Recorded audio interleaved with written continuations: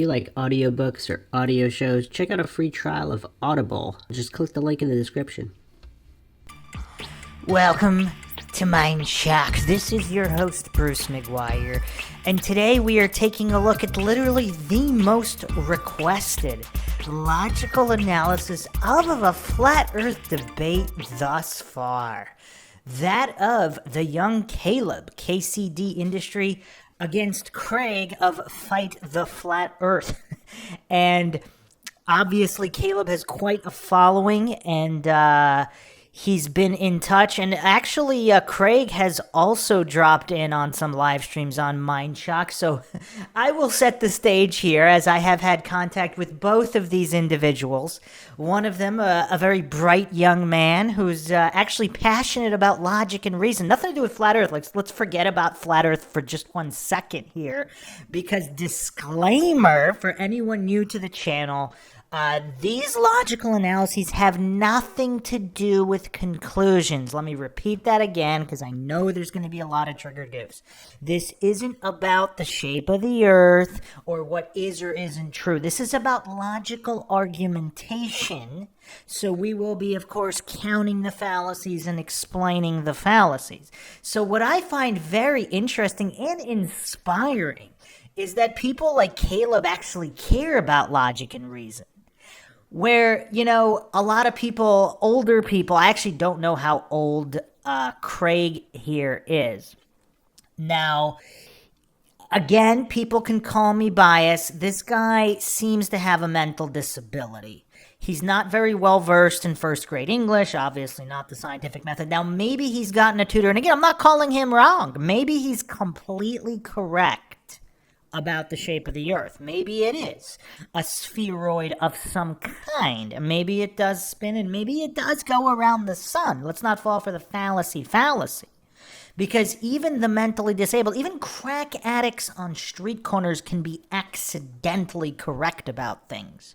But here on MINDSHOCK, logic and reason rule the day, so we're just going to be taking a look as to what the logical process, if any, has been undertaken to establish whatever arguments are being made here by both sides. So we will see who's going to be talking about logic and reason, who's going to be talking about the scientific method, which of course would constitute dependent, independent variables and controls, and the manipulation of the variables, not to fall for the false cause logical fallacy, where one would hallucinate or assume that an alleged experiment, possibly not even scientific, proves X, Y, or Z, and not that it proves something else. Like, for example, a lot of globe earthers like to invoke the Cavendish experiment, Foucault's pendulum, as if it proves something, which obviously it clearly doesn't in either direction. But that is why it's very important to not just say, oh, science this, throw around science, because a lot of scientism cultists like Craig,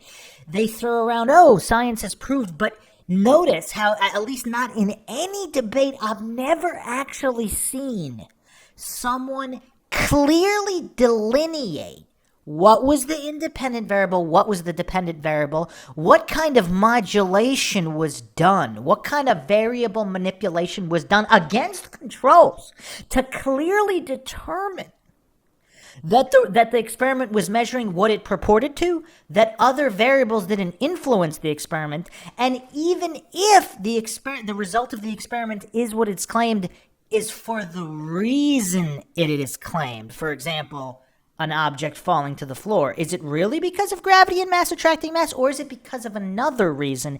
And how is that determined? It's all about the how. And scientism cultists, if you notice, they never ever address the how. So we are in for a doozy. KALEB's got quite the following, and he's actually been in contact for a bit, and he really wanted me to cover specifically this one, and a lot of his followers wanted me to cover specifically this one, and I'm going to take one for the team, because again, Craig from Fight the Flat Earth. So notice how it's not fight disinformation, fight scientism to determine truth. It's specifically fight the flat Earth. So if flat Earth is true, I'm not alleging it is, but clearly Craig has no interest in truth or real science, and even his name, his moniker betrays that for anyone who's unclear on that. Now, that doesn't mean he's not going to argue scientifically and logically, although I'm not expecting that based on his humiliating performance in the MINDSHOCK chat, because he actually dropped in on a few analyses and spewed nothing but faith and fallacy and misunderstanding of the scientific method. So I hope, since his humiliation, not just in the MINDSHOCK live chat, but this guy gets obliterated in literally every debate I've ever seen. So hopefully he's actually studied. Hopefully he's actually gotten a tutor to explain at least the basics so he doesn't completely humiliate himself here. And I know Caleb was interested in an audit, obviously, an independent, logical, objective, and neutral analysis of his argumentation.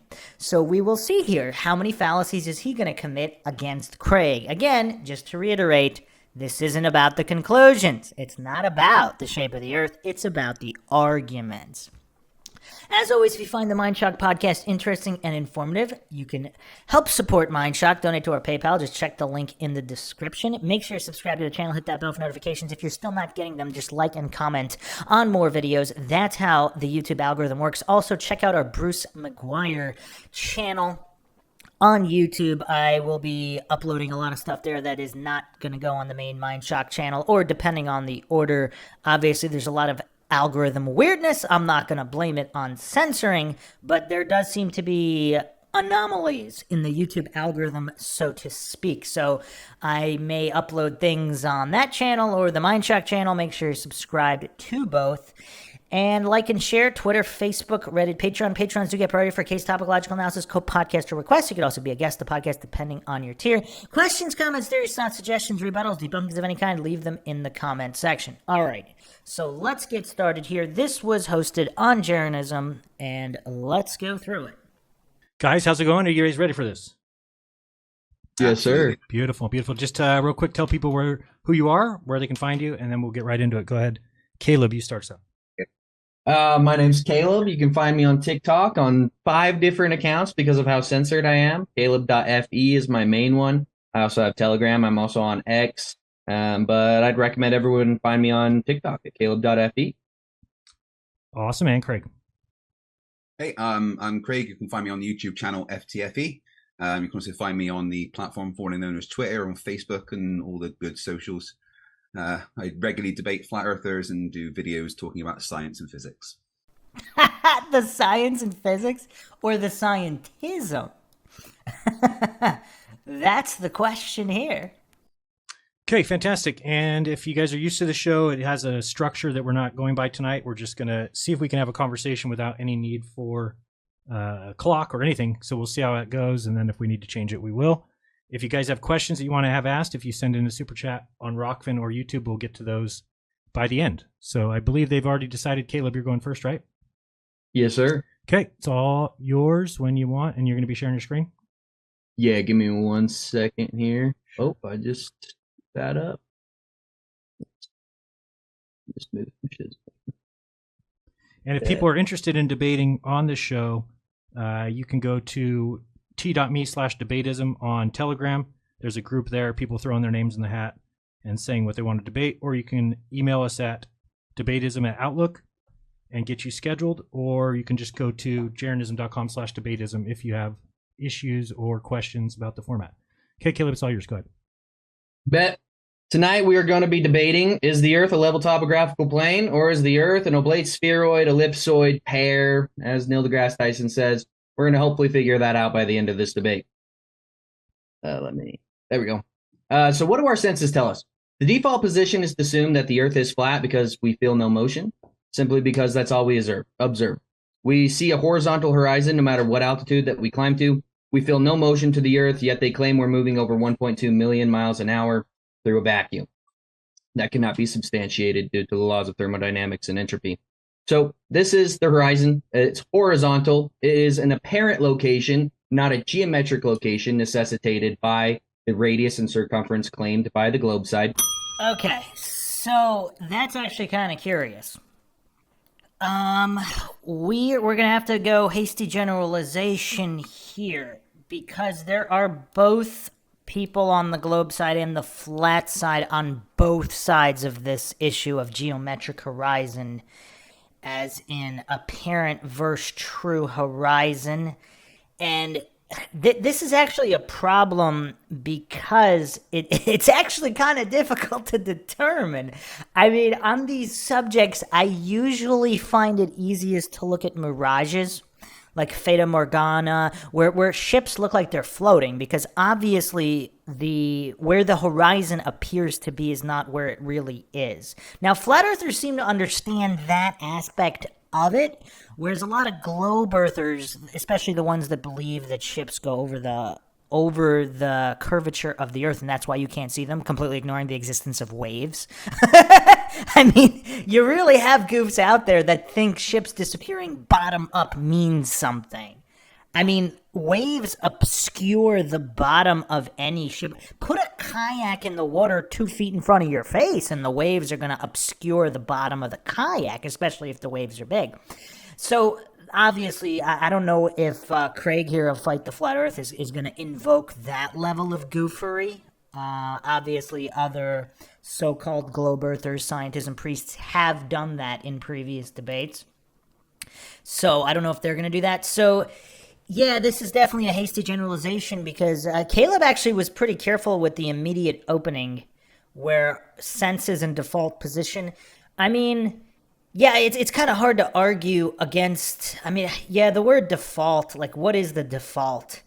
That's a tough one. I would probably, I mean, the burden of proof is on positive claims, so simply making no claim, I would consider that a default on not having a position. That's my default, at least, because anytime a claim is made, it must be backed up. If no claims are made, the burden of proof is not on you. So whoever's asserting a position or claim, burden of proof is obviously on them.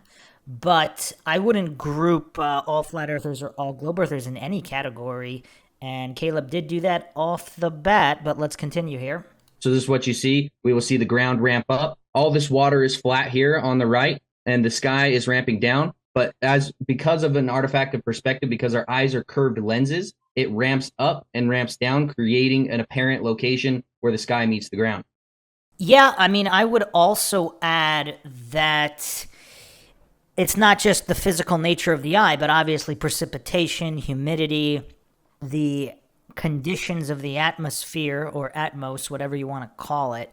You could still have an atmosphere around a flat earth. Like if you're in a snow globe, technically it could be, there could be a half globe on the bottom too, and you'd still have, it could be a near infinite plane that you're actually on. So it would be easier just to simply state this is the establishment model of a spheroid approximately 25,000 miles in circumference versus some kind of flat plane that is not a spheroid. But yeah, atmospheric conditions actually account for the difference between the apparent and true horizon. Again, here's another picture demonstrating this. As these telephone poles get further away from us, they get lower in perspective due to the laws of perspective. A lot of globe earthers will necessitate that this is evidence that the Earth is a globe because things disappear from bottom up or appear from the top to bottom when they're coming towards you. But this is just an artifact of perspective, suggesting that the Earth is flat and we are just curving hyperbolic space with our curved lenses that we call eyes. This is just a death blow to the heliocentric model right here. This is an old picture that has been shown by plenty and plenty of people. This is a 1 foot observer height, seeing a platform, an oil rig at over 9.41 miles away, necessitating that the Earth's radius be much more, by a factor of over like 15, much more than 3,959 that they claim that the Earth's radius is. Oh, I like that he brought that up because obviously, as long as I don't know if he specified death blow to the establishment model, because obviously you could get a similar result, obviously depending on atmospheric conditions, if the Earth is a sphere and it's much, much larger. So that's a bonus point for KALEB there, because a lot of flat earthers simply think it can only be a spheroid of the alleged current dimensions pushed in the establishment, and it couldn't, for whatever reason, couldn't be anything else, which would have been a false dichotomy, but Caleb carefully avoided that there. So, yeah, very, very good job, Caleb, there. Let's hear from McToon himself about the horizon, and I'm going to be really interested to see what FTFE has to say about the horizon, whether it's physical, whether it's geometrical, because for us to claim that boats going over the horizon proves the Earth is a ball and it's not an artifact of a type of mirage or perspective, angular resolution, things like that, I would like to see. But let's hear what McToon has to say. I think he sets a very good example for this debate.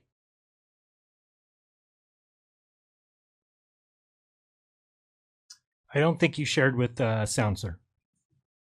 No way. Whatever. We'll skip it. It's all good.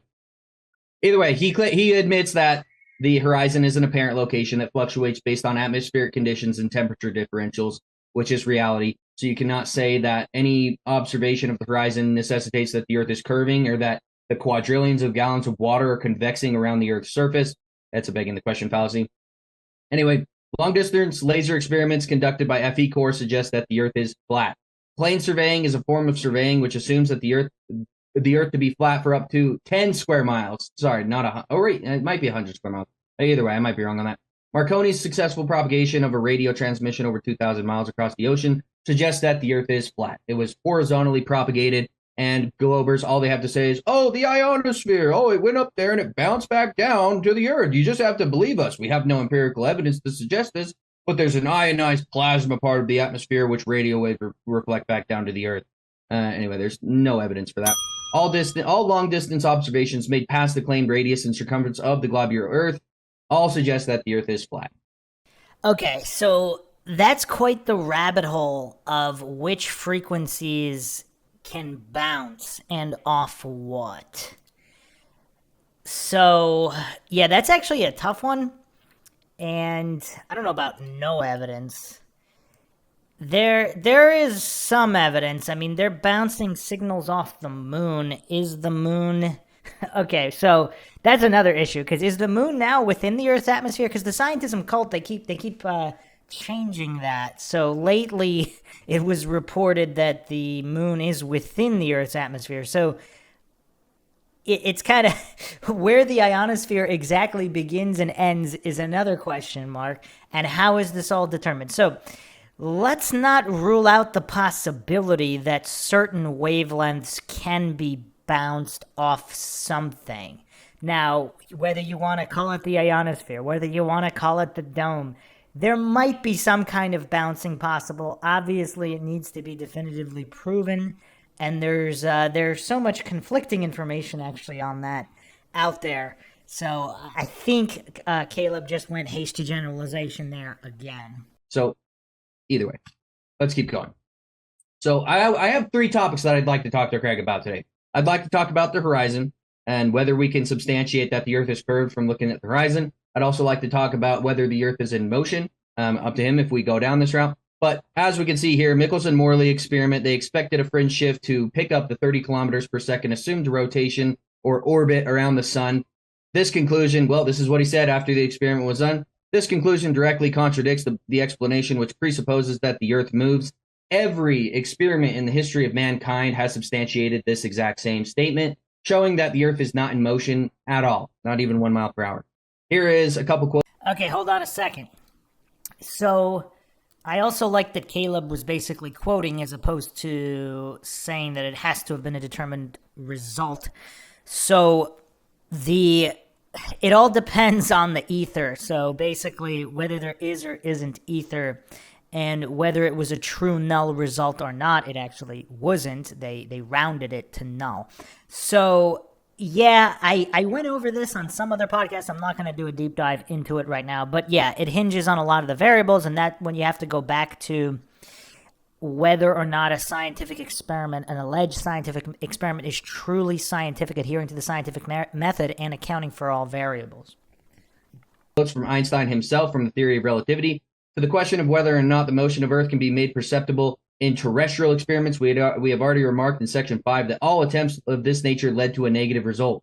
Before the theory of relativity was put forward, it was difficult to become reconciled to this negative result.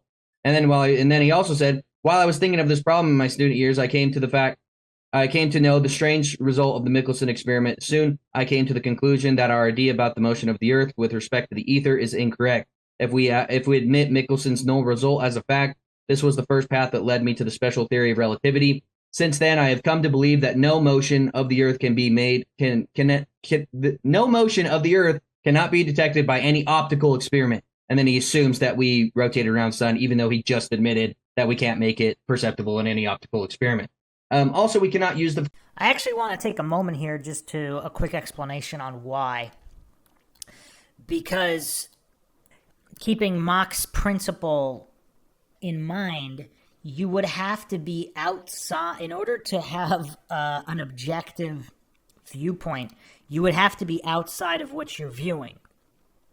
So in order to determine whether the Earth goes around the sun or the sun goes around the Earth, you would have to be outside of the system and observe what the system does.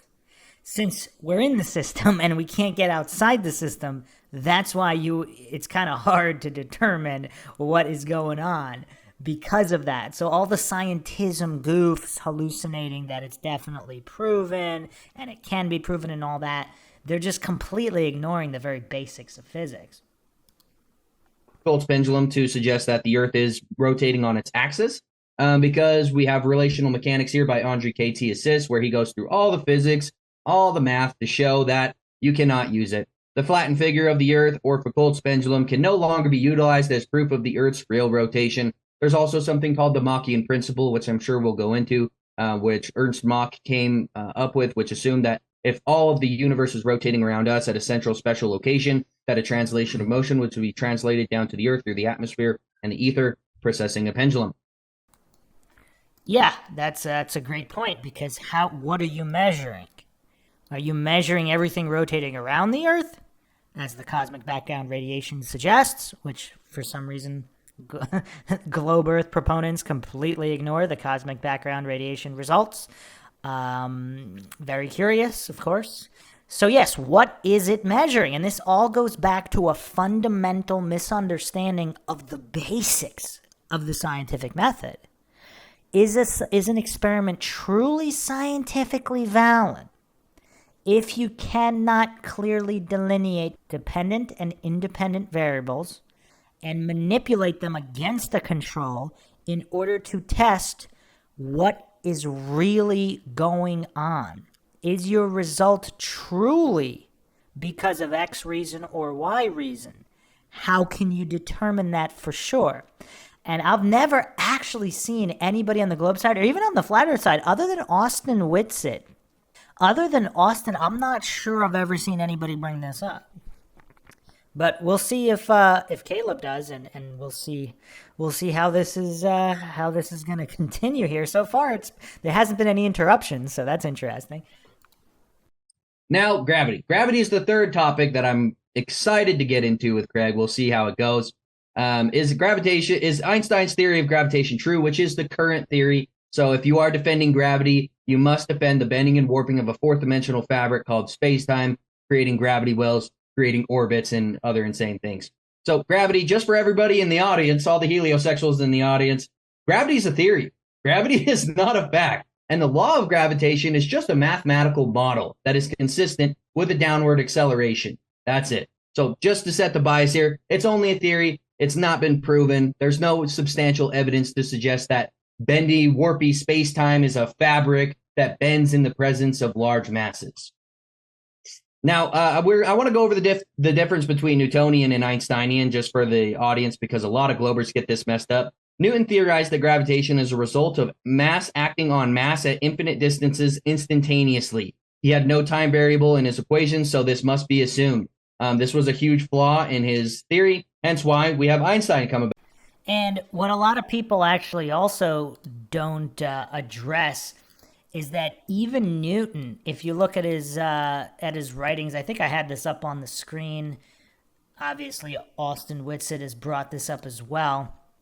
Even Newton didn't claim he actually claimed that anybody who believes that mass would attract mass by virtue of mass alone wasn't of sound mind or mental faculty, or how he put it. Which is actually curious. And all the scientism cultists worshiping at the Church of Relativity or whatever, they completely ignore all of this. It's quite curious. About in 1915, which wrote the general theory of relativity, which explains gravitation as the fourth dimensional fabric called space-time, again, becoming warped in the presence of matter, creating gravity wells, causing planets and other celestial bodies to orbit. I'd like to read this quote from Nikola Tesla. And yeah, just real quick regarding Einstein, if you haven't checked out Einstein's Relativity Debunked here on MindShock, I go over Run Z Cow's complete dismantling of Einstein's so-called theory, most of which he might have plagiarized anyway, as well as a couple other explanations for gravitational waves. And a lot of these experiments you can do yourself with magnets, so there's no need to grasp desperately in blind faith to the scientism priests and lab coats, because the basics of physics, if you could usually demonstrate most of them with very, very simple experiments yourself. Wonderful guy. I hold that space cannot be curved, for the simple reason that it can have no properties. It might as well be said that God has properties. He has not, but only attributes, and these are of our own making. Of properties, we can only speak when dealing with matter filling the space. To say that in the presence of large bodies, space becomes curved is equivalent to stating that something can act upon nothing. I, for one, refuse to subscribe to such a view. Great guy. Great quote. Space doesn't exist. Also, though, this is another topic. The direct antecedent to gas pressure is a container. To have a contained gas pressure system with a PSI that's measurable, you have to have a container. So we cannot have our magical atmosphere that has a PSI coexisting next to the vacuum of space, which is 10 to the negative 17 torr. That not only defies all the laws of thermodynamics and entropy, but it defies common sense. This is what we see here. These two systems, without a barrier in between them, would be seeking equilibrium with each other violently. That's all that we see in nature. I would love to see one reproducible experiment other than just saying the atmosphere, like Globy McGlobeface did and all these other clowns on TikTok. We have to have a container to have a pressurized system. You cannot have a vacuum coexist next to a pressurized system without them seeking equilibrium violently. They don't just coexist next to each other while we shoot through a vacuum at 500,000 miles an hour, 4.9 billion miles a year.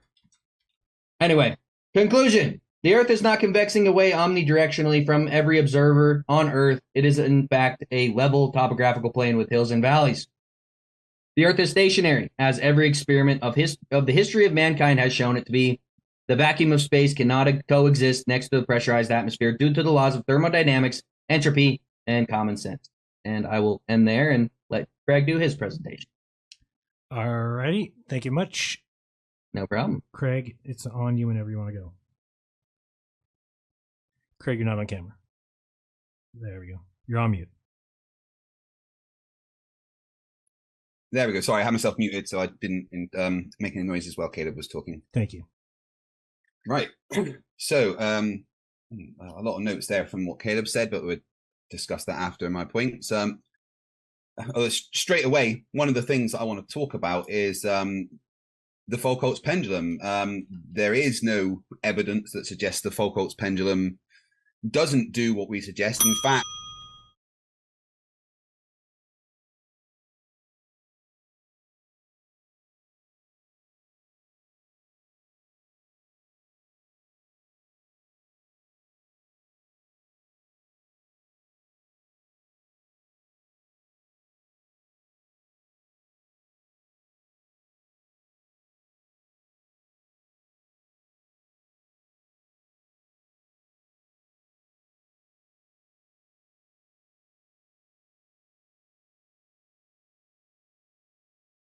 Caleb makes a very big thing about following the scientific method, even though there isn't just the scientific method. But if we want to talk about, say, the scientific... What?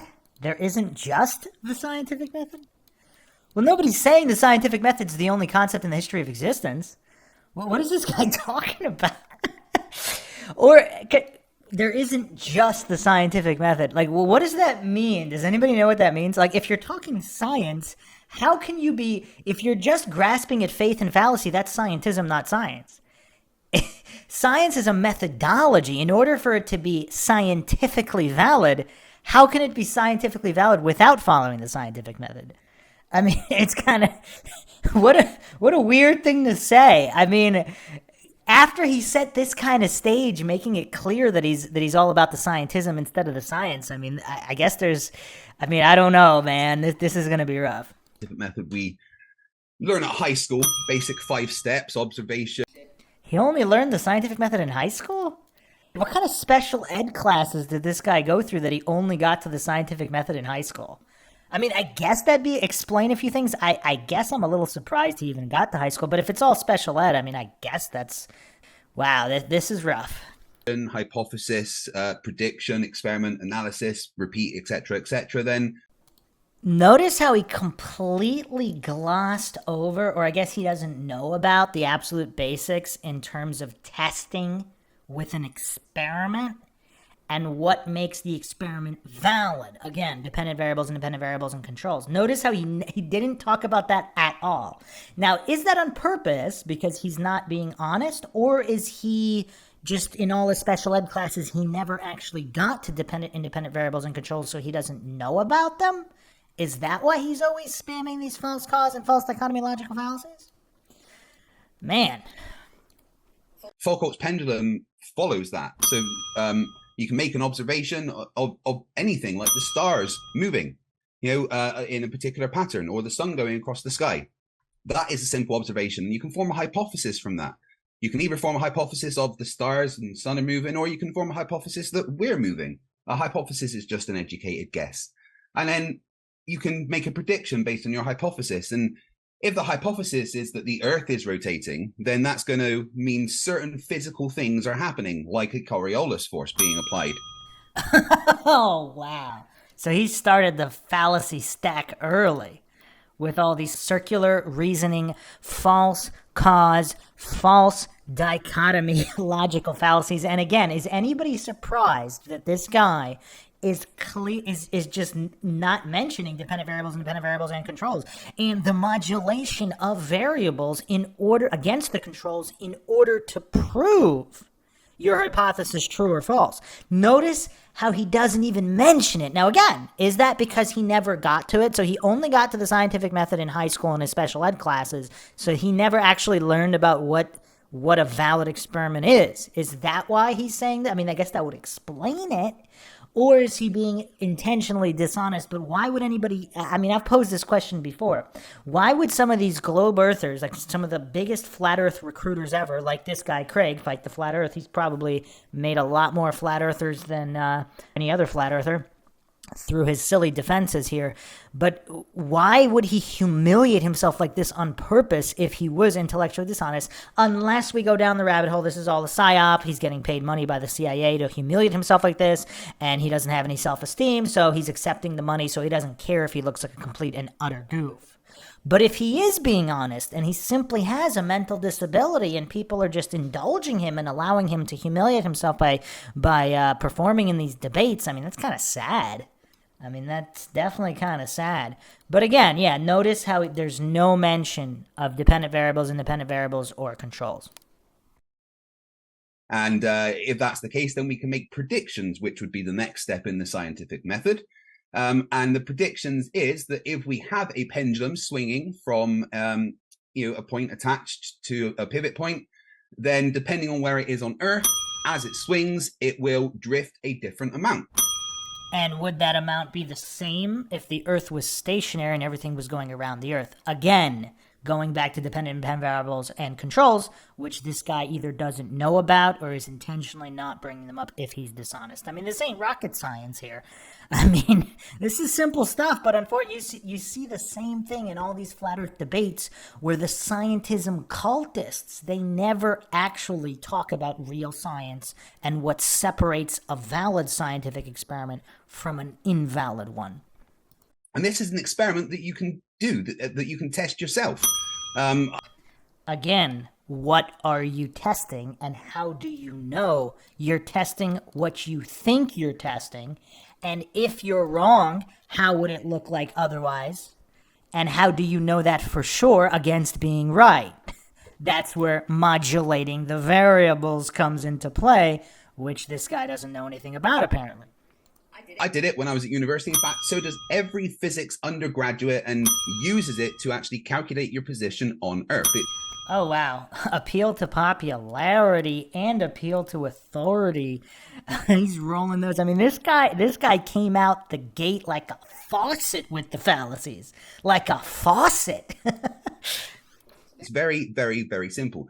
This isn't me because I didn't record my physics degree. And that's also a reductive logical fallacy by claiming something is much simpler than it is.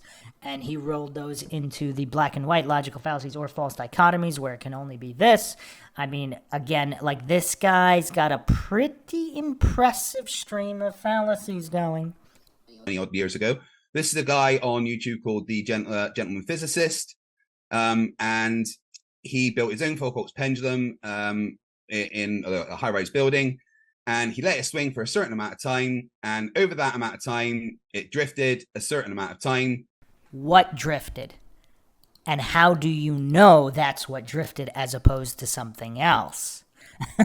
Again, notice how none of this is ever addressed by the side of the scientism cultists. There were 41 minutes, it drifted, and you could measure the angle of the drift, do some basic math, figure out how much it would rotate in 24 hours. And then you can actually use that and calculate your latitude on Earth. So with nothing but a swinging pendulum, you can use the degree of the angle that it drifts to find your latitude on Earth. And again, how if the Earth was completely stationary, would that look different? And it works. The fact that it works, the fact that you can physically do this, it's a repeatable experiment. The fact that this can be repeated anywhere in the world by anyone with the right equipment, set up the correct way, you will be able to calculate your latitude on the planet. Again, false cause logical fallacy, circular reasoning logical fallacy, fundamental lack of understanding of the basics of the scientific method. I mean, we're talking absolute basics here, and this goof doesn't even have them down. I mean, literally the absolute last person you would want discussing anything like this. I mean, again, if he has some kind of fetish for humiliating himself, then this does make sense. And that shows that it matches the predictions of the hypothesis following on from the observation that based on the position on Earth, different Coriolis forces will be applied to a Foucault's pendulum. And again, we've gone over the whole prediction nonsense many, many times. I mean, just because the Mayans all predicted the eclipses thousands of years into the future with their flat Earth cosmology, with their geocentric flat Earth cosmology, that doesn't mean their model is true. Just like psychics who, let's say I mean, we don't know whether they have psychic powers or not, but just because they accurately solve many cases, and for the clueless goofs who think they didn't, I mean, check out the MINDSHOCK podcast on psychics that solve cases. I went over dozens and dozens of cases. Now, that doesn't mean they did it by way of psychic powers. They may have guessed, they may have insider info from police, but the bottom line is hallucinating that prediction is equal to truth. I mean, this is a classic scientism hallucination. Only the most clueless of goofs go by predictions because, you know, anybody can make a prediction. Whether or not something matches, especially when you don't have controls, independent variables and dependent variables clearly delineated, which this goof doesn't even mention. That's how you know he's completely and utterly clueless. And you can use Foucault's sine law, which is latitude equals arc sine divided by times 24 hours divided by t. And then you find out your latitude on Earth. And they got 49.8, which was about within 1.4 degrees of where they are, which was pretty damn good considering the crude equipment used. And would it be any different if it was simply the vault of the heavens circulating above? How would it be different? And you never hear any of these clueless scientism goofs discussing this, because then they'd actually have to address their blind faith in religion and scientism. And they would actually have to understand the scientific method, which they don't appear to, at least not the flat earth debates that we've seen. Unless, of course, we're gonna, those that believe that this guy's just playing stupid. He actually does know the scientific method. He knows he's completely full of it, and he doesn't care because he's just a shill and he's getting paid. He's getting compensated so well, he doesn't care that he's humiliating himself to this level. There are people out there, I mean, they'll do anything for money. I mean, even worse things than humiliating themselves with words. I mean, there's people in various industries just doing depraved things for money. So it's not a surprise that people do that, but for those that believe he actually isn't mentally disabled and he does have some kind of mental competency, I suppose that is an option. I'm not going to fall for false dichotomies myself. I don't really know which category this guy goes into. I don't know him personally. And that's called a margin of error. So the fact that this experiment can be repeated constantly on different positions on Earth. There's experiments recorded on in the South Pole where they did this, and you get the expected 24 hours showing 360 degrees rotation. Man, this guy stacks fallacies with the best of them.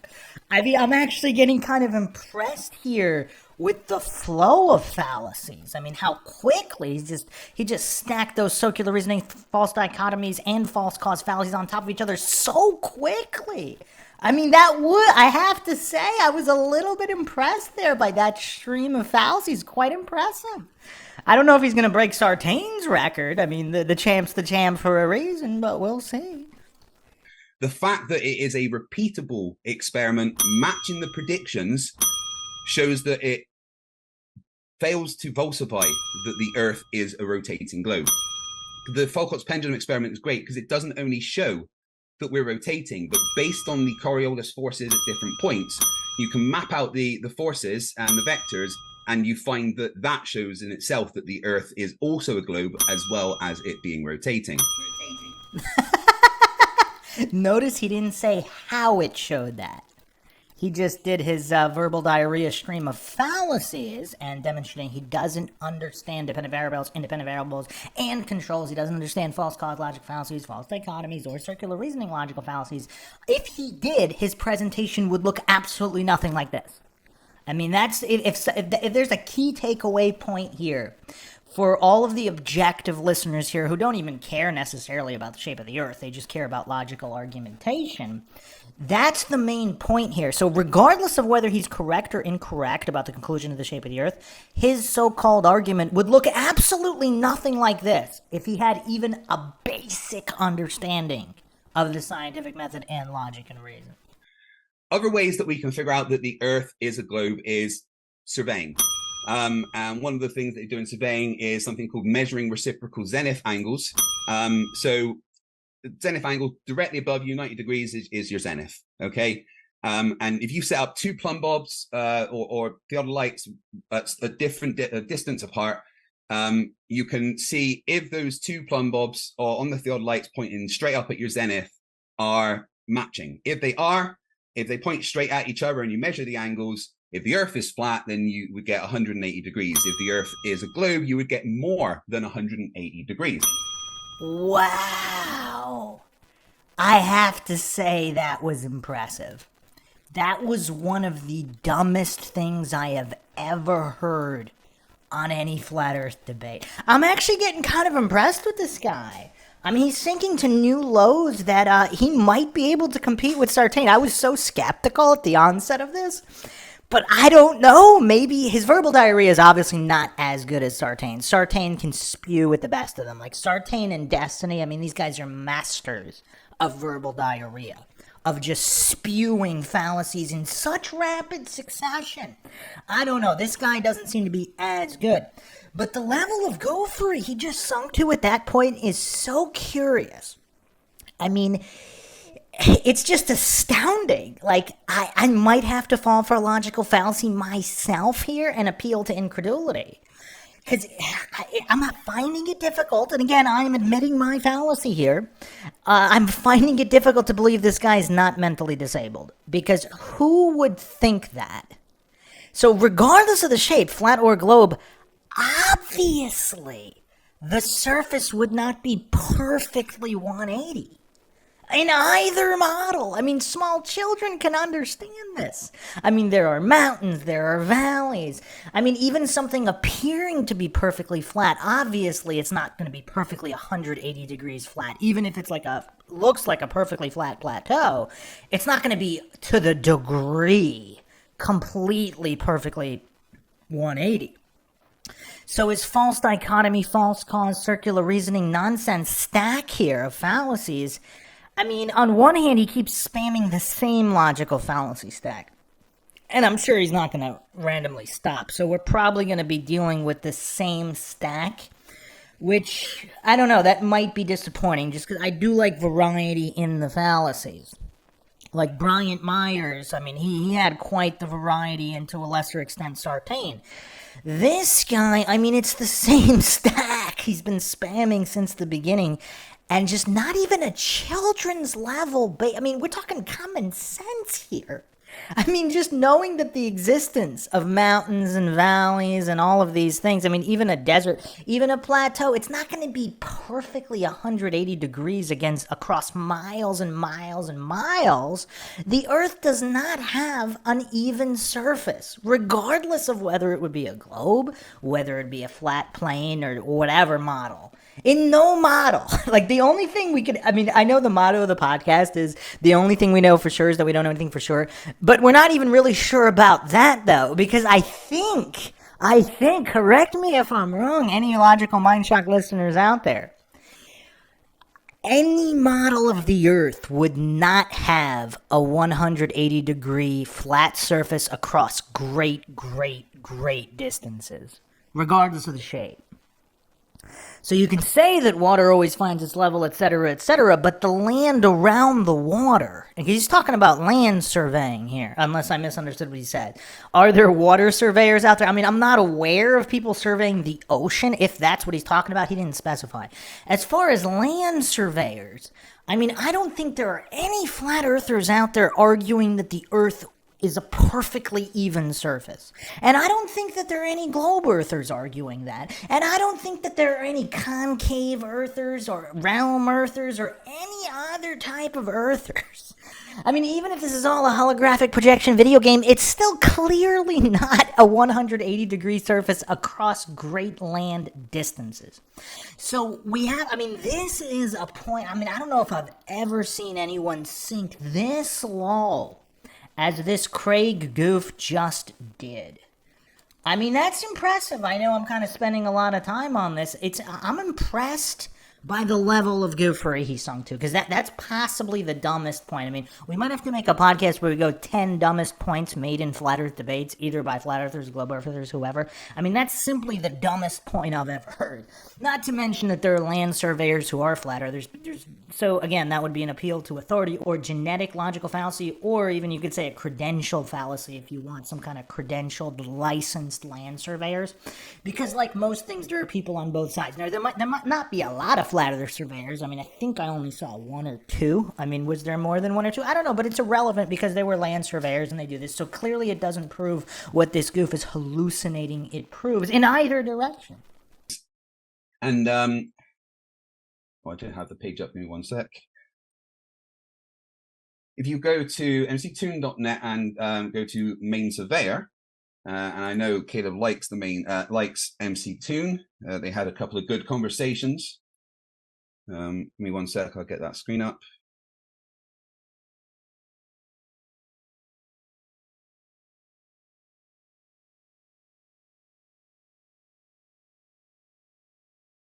So the main surveyor and a couple of other qualified surveyors, Walter Bislan and Jesse Kozlowski, did their own measurements to check if reciprocal zenith angles is a thing. Here's a diagram explaining what they do. So if the Earth is flat, then these angles will sum up to 180. If the Earth is a globe, then there'd be more than 180. And the main surveyor went out and did a bunch of measurements of different elevations, following all the correct surveying methods. The survey determined that all the sum of the reciprocal zenith angles came to more than 180 degrees, which would say that the surface of the Earth is not flat, it is in fact curved. You can go and look at all the details of the survey. I mean, again, even if the Earth is just some large flat plane, it's still so-called curved, uneven surface. Why would it be expected to be flat? And notice how the goof doesn't actually explain how it would prove any of this, because obviously it wouldn't. None of these goofs ever go into the details of how it would prove that. They avoid dependent variables, independent variables, and controls like the plague. I mean, you'll never hear these goofs talk about, at least, I mean, maybe you would. Maybe in some debates they do. I mean, I've been sent dozens and dozens of debates. I have never seen a globe earther address these points, and most flat earthers don't either, to be fair. The smart ones do. I mean, Austin Whitsitt, of course. I mean, this guy's a master debater. I mean, this guy's one of the most logical individuals out there. I mean, forget the topic. Don't even care which topic he's arguing. I mean, this guy has logic down extremely well. I think he's better than me. I mean, a lot of MINDSHOCK listeners actually don't think so, but that's just my opinion, which I don't even think is that humble. I'm just looking at it. I mean, this guy's like an encyclopedia of logic, physics, and history. And so he's obviously talked about it. I'm not sure how many other, there might have been one or two other flat earthers who did talk about that and modulating the variables so you would know what it would look like with different conclusions. Clearly that has not been done here. Clearly this Craig goof has no idea about any of it. We will see if KALEB addresses any of this. At your leisure, that all his logbooks are here detailing all the measurements that he did. And the outcome of the survey was that there is a deviation of 1.4 degrees, which meant that there is curvature. It didn't sum to 180, it summed to more than 180. The only way that can happen is if the surface of the Earth is physically curved. Obviously, this takes into account topography and everything. That's all taken into account in the methods done. How is that taken into account? Notice how, so he's claiming it's all been taken into an account without demonstrating. I mean, that's the critical point, right? I mean, he could have glossed over everything he just said in like 30 seconds, like he just spent minutes on this, and he should have spent 90% of the time clearly demonstrating how it was taken into account and how it would be prove either model, because obviously it doesn't. Excuse me.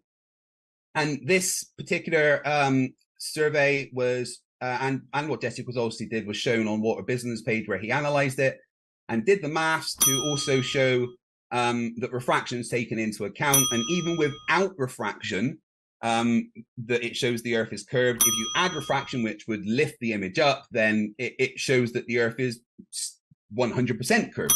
100% curved? What does that mean? It's not partially curved, it's 100% curved. And what does curved mean? Does that mean spherical? I mean, this guy's not even on a first grade English level. Like, what can we do with this debate? This is going to be painful. So, okay. This actually reminds me of Bryant Myers. I did the math. I did the calculation. So, we're going to count 5 unicorns, and 5 unicorns equals 10 unicorns. The math is perfect, therefore the unicorns are real. It's like these unicorns are flying across these rainbows, and the unicorns have 2 wings each. There's 5 unicorns, and we're adding all the wings. We're taking into account all the fairies, sprinkling the fairy dust, slowing them down, but they're still making it over the unicorn. But we took account the variables of the fairy dust. Therefore, all the math is perfect. I mean, this level of goofery. I mean, this is hilarious. All the calculations and everything can be shown on this page. I can give anyone the link to this that they want to look over it themselves. But the outcome of the surveys done by these surveyors is that reciprocal zenith angles sum up to more than 180. And the only possible outcome from that is that the Earth is curved. I mean, we could already see what this guy's favorite fallacy is. I mean, the false dichotomy. I mean, he's been spamming that the most. False dichotomy, with false cause and circular reasoning right in tow there. He just keeps spamming these same three fallacies ad nauseum. Yeah, I mean, we know what his favorite fallacy is. Now, there's many measurements that back this up. You can look at historical measurements like the transcontinental triangulation, the American arc of the parallel, and all the other large-scale surveying operations that have been done throughout history to back up this curvature. You can rope it in the reification logical fallacy, hallucinating that those are all legitimate just based on the amount that there are, and hallucinating that you don't have to clearly delineate all of the everything and all of the factors involved to show how it proves that. Because if somebody counted 5 unicorns and 5 unicorns 100 years ago, 200 years ago, if all these different companies counted the same amount of unicorns with perfect math, that must mean that the unicorns not only existed, but let's say there was a claim that they were flying over certain rainbows in a certain amount of speed, and then they calculated all the fairies, sprinkling the fairy dust with the exact amount of particles and weight of all the fairy dust. It was all measured. It was all measured perfectly, and the math is all perfect, and all these different people throughout history all did it in different countries and different companies. Therefore, it all proves that, right? I mean, you cannot make this stuff up. I mean, this guy really does seem to be as goofy as they come. I just don't think he has the verbal diarrhea prowess that Michael Sartain has to beat the fallacy count, but we'll see. look at all the measurements of the rotation of the Earth. In fact, there's a good list at mctoon.net/spin that all show that the Earth is rotating. Flat earthers themselves have confirmed that the Earth is rotating. So the fact that there is measurements that everyone can do, it's repeatable, it follows the scientific method, showing. Whoa! This guy just dropped the scientific method without knowing what it was. So now he's basically verified that his Dunning-Kruger's off the charts.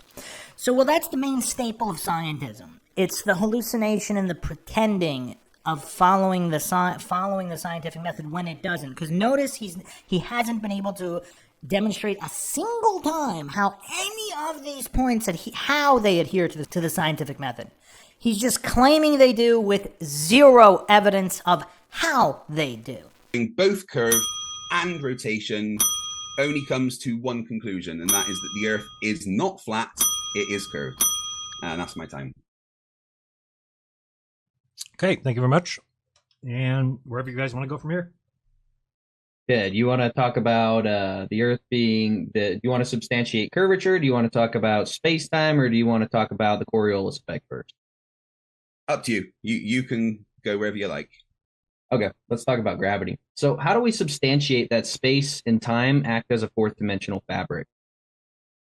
Well, it's not space and time, it's space-time, this one thing.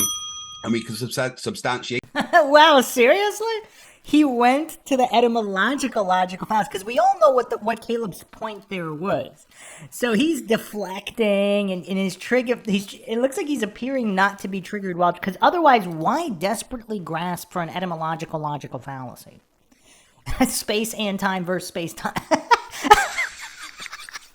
I mean, wow. I guess, I don't know. I guess this guy's gonna be unique in his so-called argumentation, so maybe we should be thankful for that. It might not be boring, even though he just keeps spamming the same three fallacies. Although, I mean, he's roping in the etymological logic fallacy here. We'll see if it's a favorite of his. We'll see if he continues to rely on it here, if he doesn't have any real arguments. That by doing experiments following the scientific method, as you like to insist.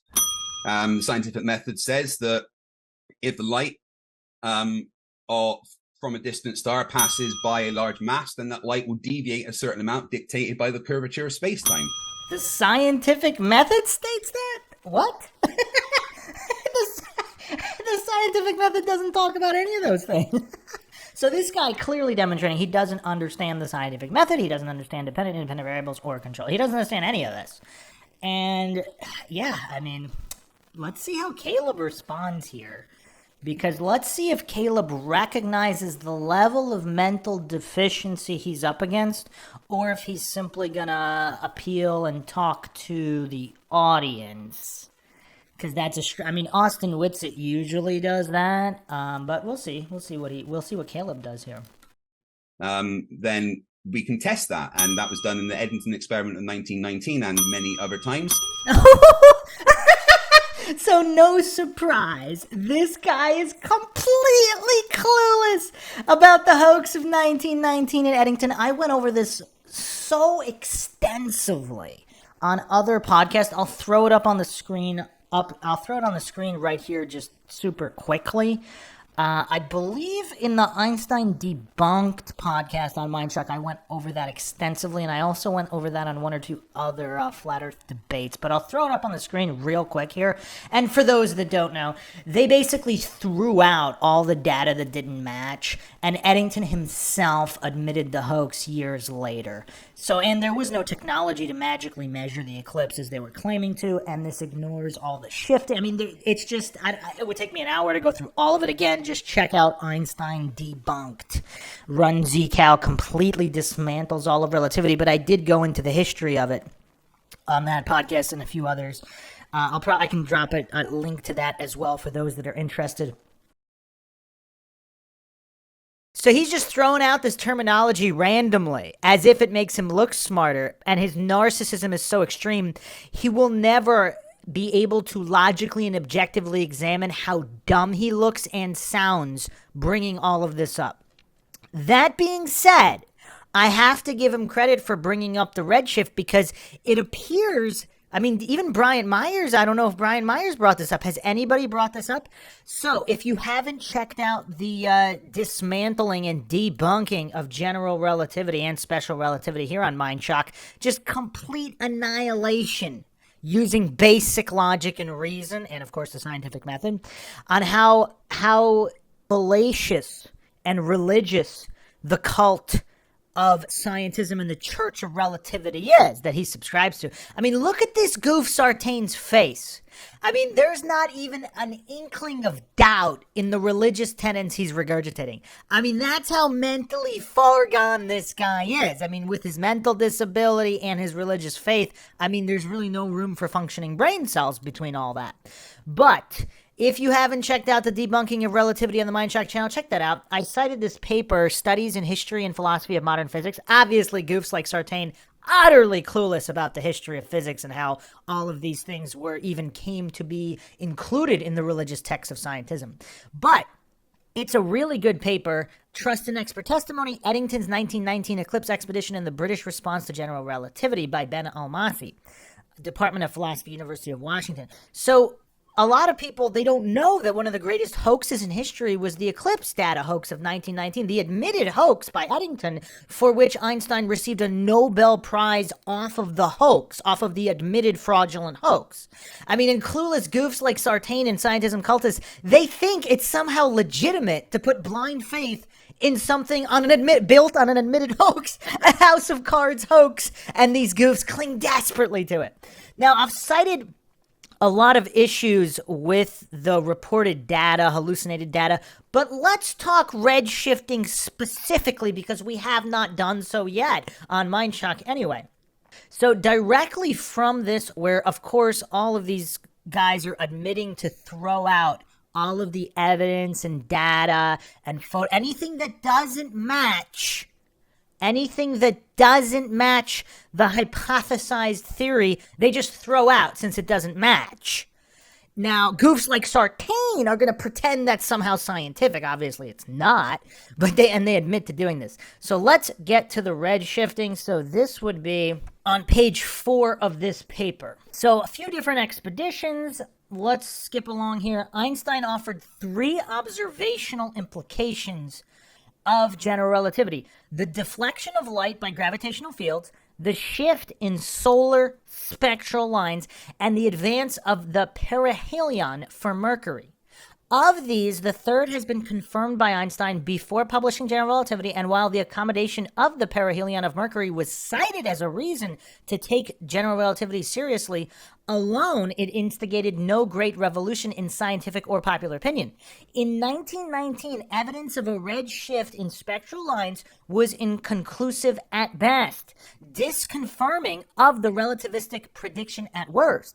After the 1919 eclipse expedition, those British scientists slow to accept general relativity would cite the red shift problem among their major reasons for hesitation. So if a broadly persuasive case was to be made, it would have to concern the deflection of light. Einstein had predicted that light passing from a massive body such as the sun would be deflected from its path such that, from the perspective of those observing from the far side of the massive body, the source of light would appear to have shifted from its usual position, that is, its apparent position when the massive body is positioned elsewhere. So a star observed when near the sun in the sky would be shifted some angular displacement from its observed position when the sun is in a different part of the sky. Stars close to the sun usually cannot be observed, of course, since sunlight drowns out starlight, which is why a solar eclipse provides a unique opportunity to view stars close to the sun. These observations can be compared to stars' apparent positions at night. An observed displacement suggests that the sun has deflected the starlight from its original path. This angular displacement is terribly small, however, and drops off precipitously the farther the star is from the sun's limb.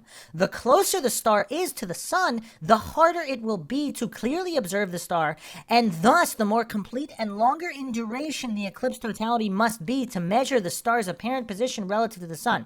Given these constraints, replicating another team's results from an earlier expedition is easier said than done. Even with the required equipment, it is rare to find solar eclipses of sufficiently long duration and complete totality high enough off the horizon to minimize atmospheric distortion observable from a place on Earth easily accessible with clear skies when the sun is surrounded by a field of bright stars. Eddington and his collaborators consistently presented the starlight deflection question as a trichotomy.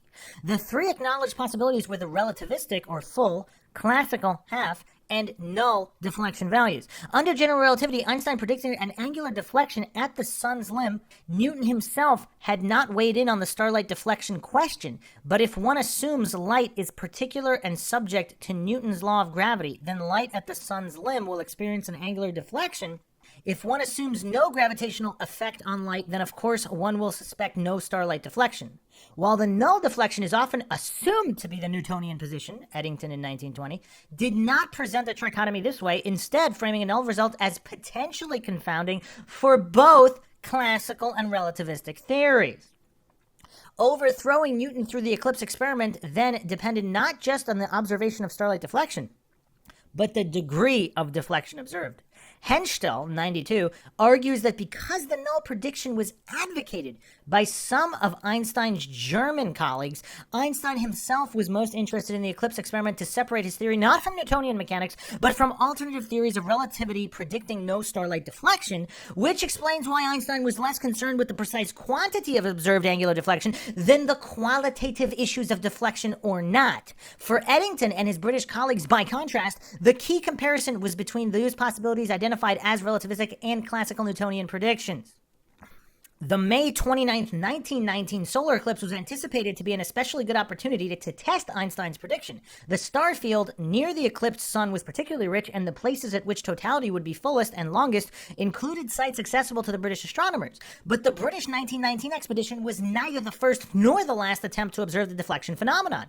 German astronomer Erwin Freundlich had sought to do so twice before, but war and weather conspired against him. War had also kept Britain from observing the June 8, 1918 eclipse, but several U.S. observatories sent expedition, including Yerkes Observatory and Lick Observatory teams, attempts to test Einstein's prediction. While the Yerkes team was thwarted by cloudiness, the Lick team was more successful. The Lick 1918 eclipse observations generated moderate interest in the U.S. and Britain. Had these results been published swiftly, Lick team leaders William Campbell and H.D. Curtis may have undercut Eddington's work.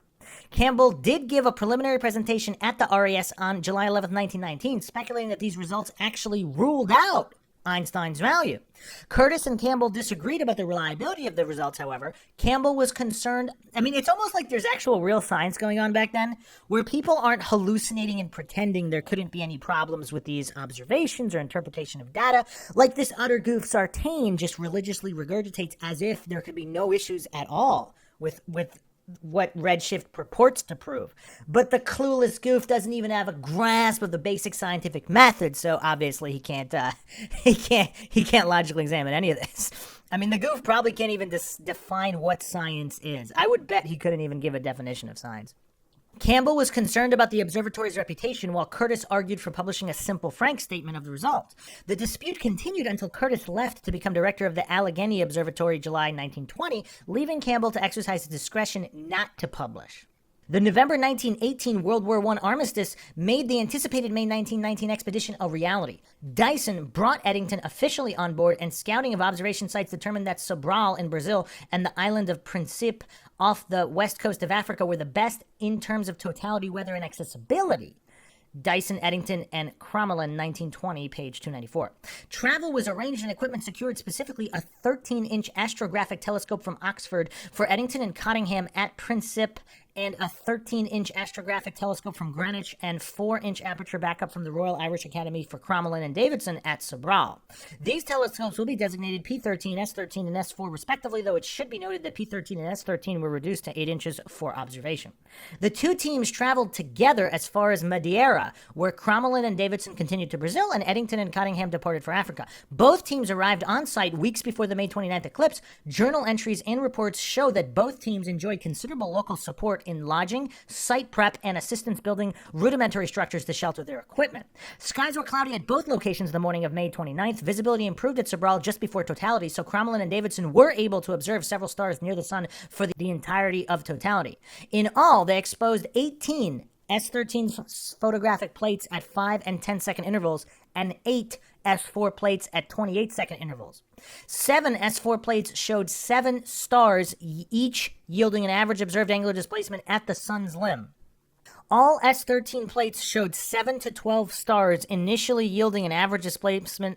However, preliminary on-site analysis immediately following the eclipse led Crommelin and Davidson to hypothesize that the 13-inch astrographic telescope had undergone systematic error. As the following excerpt from the Expedition Journal demonstrates, May 30th, 3 a.m., 4 of the astrographic plates were developed and when dry examined. It was found that there had been a serious change of focus, so that while the stars were shown, the definition was spoiled. This change of focus can only be attributed to the unequal expansion of the mirror through the sun's heat. The readings of the focusing scale were checked the next day, but they were found unaltered at 11 millimeters. It seems doubtful whether much can be gotten from these plates. Correcting for the hypothesized aberration, Crommelin provides an average displacement value. Probable error measurements are not provided in the RS expedition report, nor other published accounts, but Ehrman and Glamour in 1980 provide standard deviations for the S13 and S4 results, respectively. At Principe, thick cloud cover did not disperse until totality was nearly over. So although 16 plates were exposed, only 2 plates captured the minimum number of stars required to calculate an average displacement at the sun's limb. Despite the large probable error, Eddington would opine of his results at the momentous RS-RAS joint meeting that, quote, the accuracy seems sufficient to give a fairly trustworthy confirmation of Einstein's theory and to render the half deflection at least very improbable, end quote.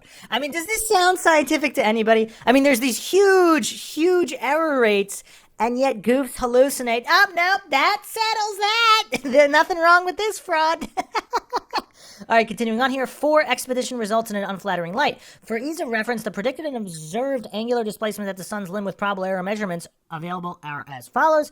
Given the brief description of events above, one might expect the Principe results to have played a small role in the confirmation of Einstein's predictions, but this was not entirely the case. It is true that in both the RS Philosophical Transaction Expedition Report and Eddington's popular account in Space-Time and Gravitation, the S4 result is accorded, quote, the greatest weight, end quote. But Eddington has testified that his preliminary on-site analysis of the few good P13 plates was enough to convince him of Einstein's experimental vindication. Reflecting on the expedition later, Eddington would report, quote, 3 days after the eclipse, I knew that Einstein's theory had stood the test, and the new outlook of scientific thought must prevail, end quote. Scientific, more like scientismic. In the months between the eclipse and the RS-RAS joint meeting where Sobral and Principe results were presented side by side, Eddington's numerous professional and popular lectures provided only the preliminary results from the Principe because those from Sobral as yet unavailable. When Lorentz telegraphed Einstein on September 22nd, 1919 with the news that his prediction had been confirmed, it was on the basis of Eddington's September 12th presentation at the BAAS of the preliminary principe results. There, Eddington claimed only that his initial measurements suggested an average deflection intermediate between the half and full predictions, and that he hoped completed analysis would favor the latter. I mean, is science based on hope and preference, or simply objective, logical, neutral examination and data? The BAS audience was reminded by Silberstein that the redshift remained a problem for relativity, and reminded by Cordy that the Lick 1918 photographs presented by Campbell at the RAS on July 11th had not shown any displacement. Also problematic is the matter of probable error. It is true that the S13 plates dismissed as erroneous were also those most divergent from relativistic deflection prediction, which some later critics have found suspicious given Eddington's commitment to relativity. Furthermore, even when the S4 result is identified as most reliable, the notion that Einstein's value is clearly confirmed and Newton's value clearly ruled out is only palatable when the P13 and S4 results are given together. So I'm not going to go over the rest of it. I mean, there's a whole bunch more. But basically, they just throw out anything that doesn't match and assume and hallucinate it's all good enough. And all of this, obviously, by Eddington, who has an agenda to pretend that Einstein is correct no matter what. Okay, say people don't like that paper. All right, well, let's go to Harvard. Is that a good source? Would Sartain find Harvard credible? Because he loves to do all these genetic logical fallacies and appeals to authority. I mean, this goof has nothing but fallacies. Let's go to this paper, published American Astronomical Society, Volume 42, page 301, open questions regarding the 1925 measurement of the gravitational redshift of Sirius B. January 1924, Arthur Eddington wrote to Walter S. Adams at the Mount Wilson Observatory suggesting a measurement of the Einstein shift in Sirius B and providing an estimate of its magnitude. Adams's 1925 published results agreed remarkably well with Eddington's estimate. Initially, this achievement was hailed as the third empirical test of general relativity after Mercury's anomalous perihelion advance, which we went over why that was not accurate, and the 1919 measurement of the deflection of starlight, which we just went over why that was inaccurate. It has been known for some time that both Eddington's estimate and Adams' measurement underestimated the true Sirius B gravitational redshift by a factor of, anyone want to take a guess? 4. It's a 400% error. When we're not talking about 1%, 200, 400% error? I mean, who's not getting fired from their job in any industry with errors 400%? I mean, that's insane. I mean, what's an acceptable error rate in most industries? I mean, in certain industries, it's probably less than 1%. In other industries, maybe 1, 5, 10. I mean, 20 would be pushing it, right? I mean, how many industries allow an error rate of 20%? I mean, that's insane. 400%? And this is even assuming, this is all based upon other fallacies that the redshift is gravitational in nature. We're going to get to that in a moment. But just let's assume that just for the sake of argument. Even if it's true that it's gravitationally related, it's still not even close. So all of these alleged observations of redshifting that allege these distances and magnitudes and all that, the error rate is so astronomical. Is that why it's called astronomy? Because all of the error rates are so astronomical? I mean, what is going on here? What is going on here? I mean, this is just absolutely insane. Let's go to another Harvard paper. I mean, if that wasn't enough. Let's go to adsabs.harvard.edu, the astrophysics data system. So this is a paper here, Sirius B and the Gravitational Redshift, a Historical Review by Norris S. Hetherington, February 6, 1980. Eddington asked Adams to attempt the measurement. Adams reported an average differential redshift of 19 kilometers per second, very nearly the predicted gravitational redshift. Eddington was delighted with the result. Of course, because he's not after the truth. He only wants to match whatever Einstein predicted. So that's why he's delighted. I mean, wow, it's so weird how all these gullible goofs who are just worship at the Church of Relativity just don't understand the very history of the fraud. In 1928, Joseph Moore at the Lick Observatory measured differences between the redshifts of Sirius and Sirius B. The average was 19 kilometers per second, precisely what Adams had reported. More seriously damaging to the reputation of Adams and Moore is the measurement of the 1960s at Mount Wilson by Jesse Greenstein, J. Oak, and H. Shipman. They found a differential redshift for Sirius B of roughly 80 kilometers per second. But 19 and 80, that's actually more than 400%, right? Slightly more than 400% error. So we have multiple papers here regarding the history of redshifting and the measurements. And this goof Sartain is hallucinating, not just that it can be found, but he's in his narcissistic stupor. He specifically stated he himself could get the measurements and masses from the redshifting that's off by these astronomical factors of errors. It's called redshifting. I can actually tell the forward and backward relative motion of stars.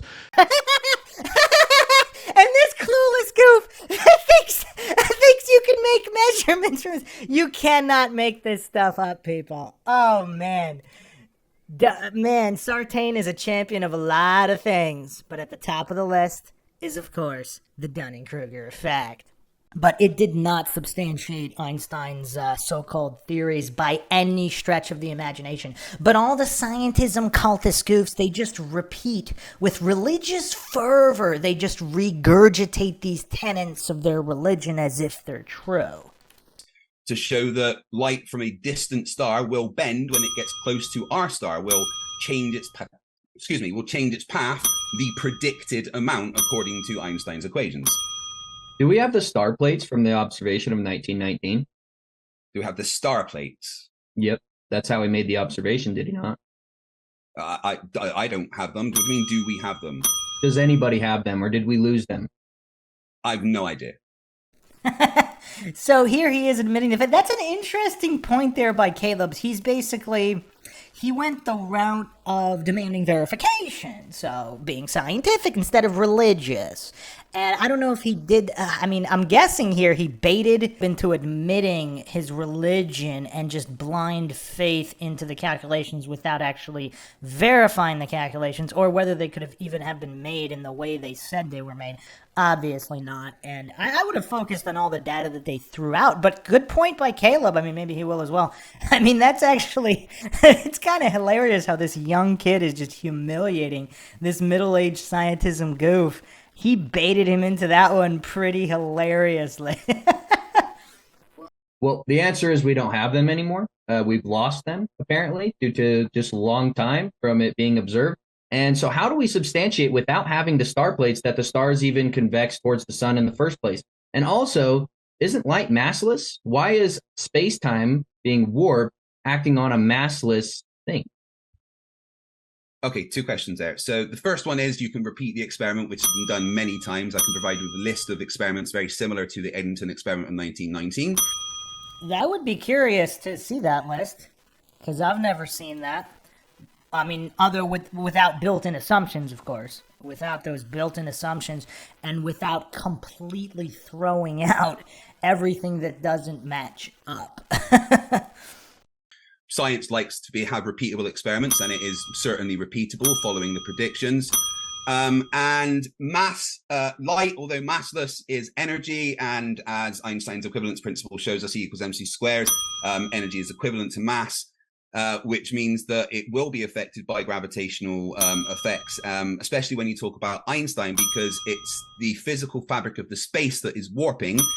Imagine walking on a curved surface. Even if you were walking in a straight line yourself, the curved surface will change the direction that you are going. And because the space-time itself is curved, the straight path of light is changed based on that curvature of space-time. And funnily enough, even Newton actually predicted that the path of light would be altered by large masses, although his predictions showed it to be a lot less than Einstein's were. Wow. Okay. Lot of religious propaganda and dogma stacked there. Wow. So clearly this guy's never heard of Run Z Cow. He's never seen Einstein's relativity completely dismantled. And so Newton also, this guy's just this clueless about all history. I mean, it's kind of weird. So I don't even know where to start here because, I mean, just the level of ignorance here of just the historical timeline, let alone what is being claimed, how, and of course, experiments needing dependent variables, independent variables, and controls. You know what? I'm gonna try to make this as simple as possible. Let's go to Walter Lewin, the famous MIT physics professor. I mean, he's got 450 papers, books. I mean, this is kind of, I mean, this isn't that advanced here, because we're not talking about things that are so advanced. Like, for example, what would be the difference between gravity's effects and electromagnetic effects, and at what scale? Because even Walter Lewin admits here, and I'm assuming, again, this is my assumption, is that Walter Lewin is a heliocentric globe earther. I don't know the guy personally. I've never seen the question asked of him. He's this MIT professor. I'm assuming that he is a heliocentric globe earther. But whether he is or he isn't, he clearly demonstrates, you can use math, you could use whatever you want, that the electromagnetic forces are responsible for everything up to a scale of a cosmological scale. So basically everything on Earth would not be affected by mass attracting mass. That's if gravity is even real and if gravity exists. And notice how Craig has not provided any evidence of it. He just stacked this house of cards on the religious tenets of modern scientism, completely failing to substantiate any of the cards that he stacked. So that is curious. So I'll play the Walter Lewin clip for those that haven't heard it. Notice that there is a clear parallel with gravity. Newton's law of gravity, that the force, which in that case is always attracting, gravity never repels, is the product of two masses. And then you have here the gravitational constant, and again you have the distance square.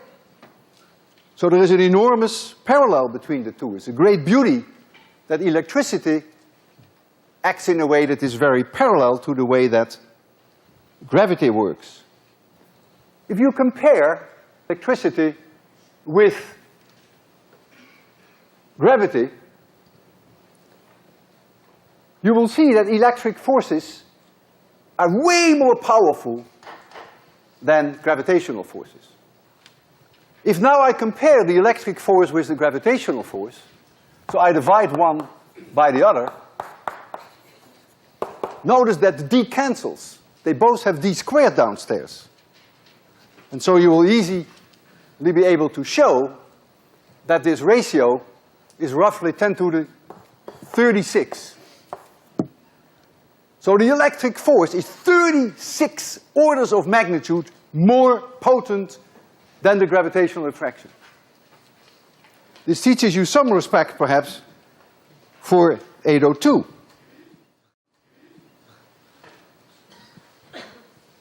If these were the only forces that acted on the protons, and you bring them in the nucleus, which has a size of only 10 to the minus 12 centimeters, then the acceleration that the proton will experience is the electric force divided by the mass of the proton, F equals ma, basis of 801. And if you take this electric force, when you make d 10 to the minus 12 centimeters, which is 10 to the minus 14 meters, and you calculate this ratio, you will find that it is 26 orders of magnitude higher than the gravitational acceleration on Earth. 26 orders of magnitude higher. So you wonder what the hell holds the nucleus together? If there is such a tremendous force on these protons. Well, what is holding them together are the nuclear forces, which we do not fully understand, but thank goodness the nuclear forces are not part of 802, so I'll leave that alone for now. So what holds our world together? Well, on the nuclear scale, 10 to the minus 12 centimeters, very important are the nuclear forces. On an atomic scale, up to thousands of kilometers, it's really electric forces that hold our world together. The electric forces are way more powerful than gravitational forces.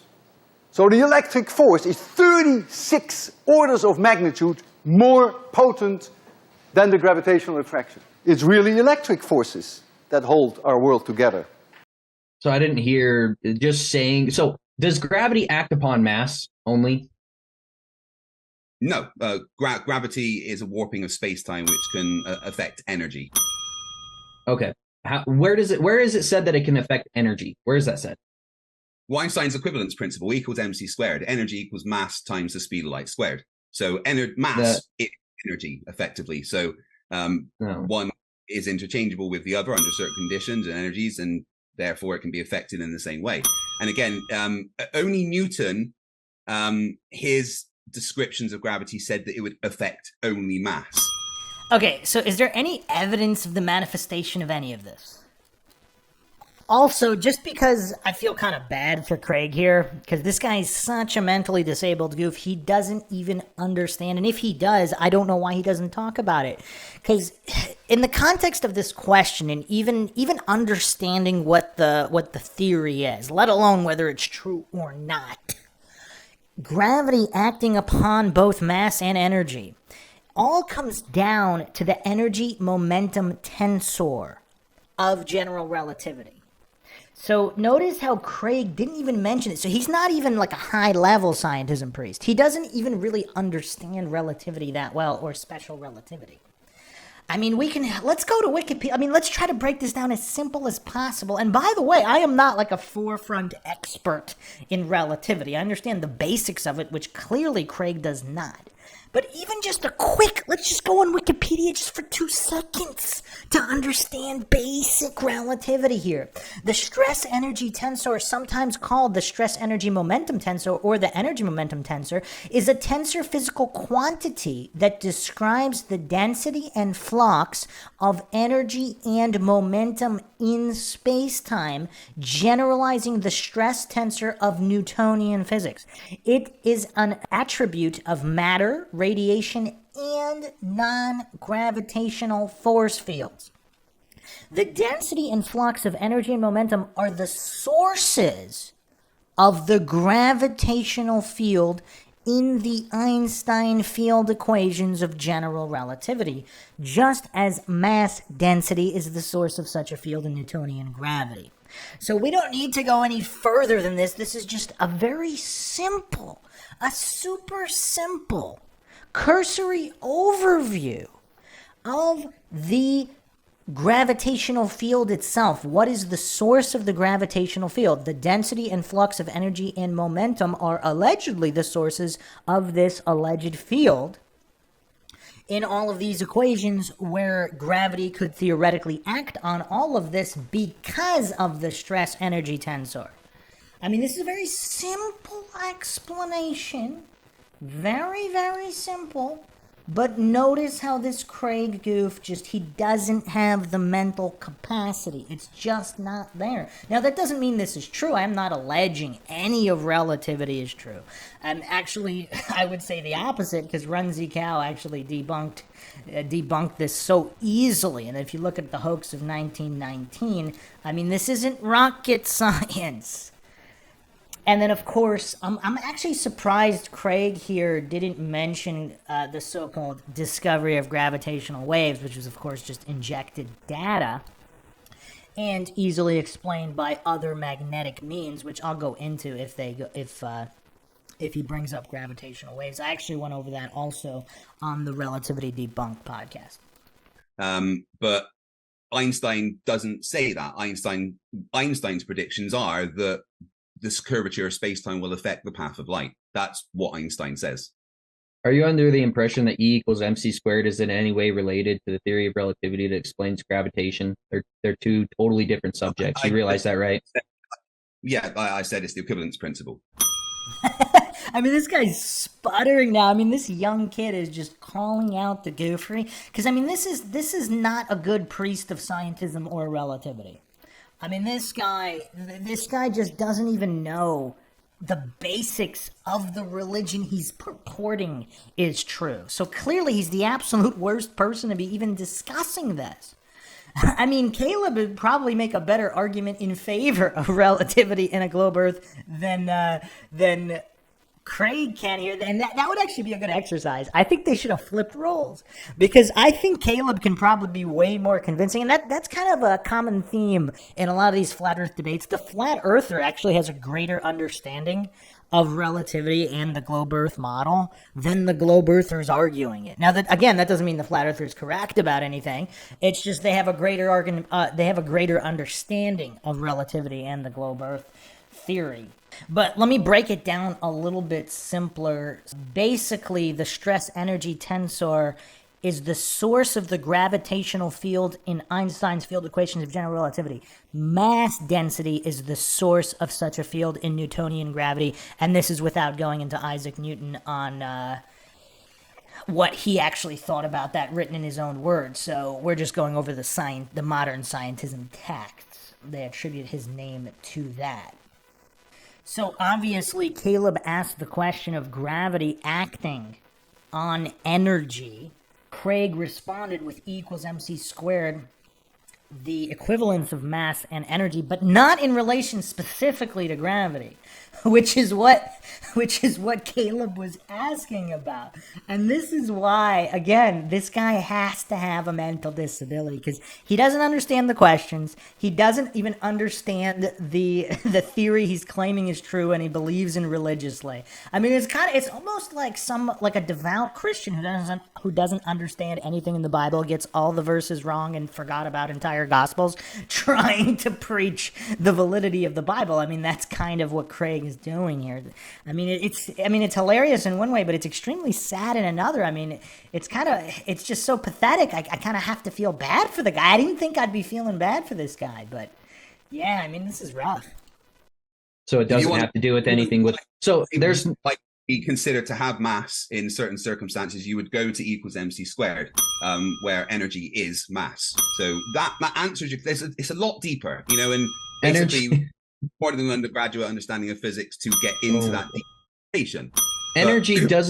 Energy doesn't equal mass. Energy is a factor or a modality of mass in that equation. Again, if Craig knew even the basics, he would be talking about the stress energy tensor, because that actually addresses the difference between Newtonian-based gravity and Einstein's relativity, where the source of the gravitational field is the density and flux of energy momentum itself in Einstein's field equations of general relativity.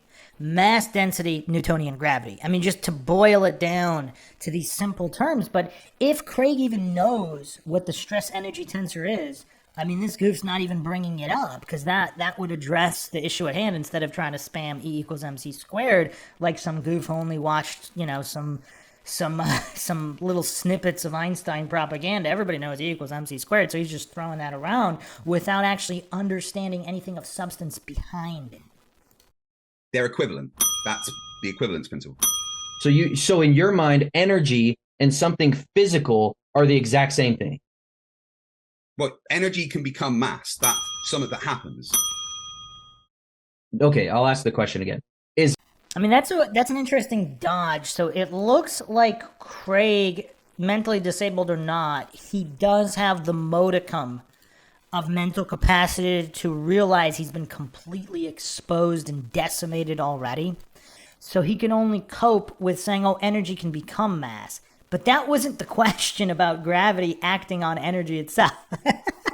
So all he's doing is deflecting and dodging, proving he either didn't understand the question or he knows he doesn't know the answer, so he can only sputter in his Dunning-Kruger stupor. Mass and energy, which energy is not defined in today's terms anyway. Nobody can define the term energy. What is energy? What is energy, Craig? Work done. Well, mathematically, what do you want it to mean? What do you mean no one can define what energy is? What do you want it to be? This guy can't even give a definite. Wow. I wasn't expecting this level of mental disability. Work done. Well, mathematically, what do you want it to mean? Wow. Wow. I mean, this is crazy. This guy can't even define it. He answered, "What do you want it to be?" I mean, has this guy just watched the OC so many times that his brain is completely fried? What do you want it to be? As if what KALEB wants it to be has anything to do with an empirically verifiable definition. And then he also starts to sputter mathematically. Work done. Well, mathematically, what work done? Well, mathematically, what does math have to do with it? I mean, when do we learn the definition of energy? I mean, I don't know if this is first grade. This might be second or third grade. I mean, it's simply the capacity to do work. I mean, you can go to dictionary. Let's forget science. Let's go to dictionary.com.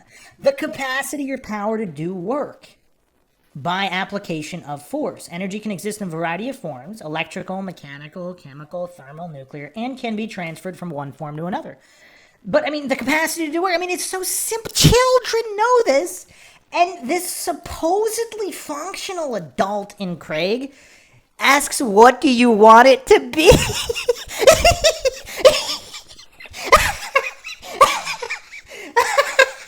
Man, this guy's sinking so fast. I mean, is this the fastest sinking we've ever seen? Because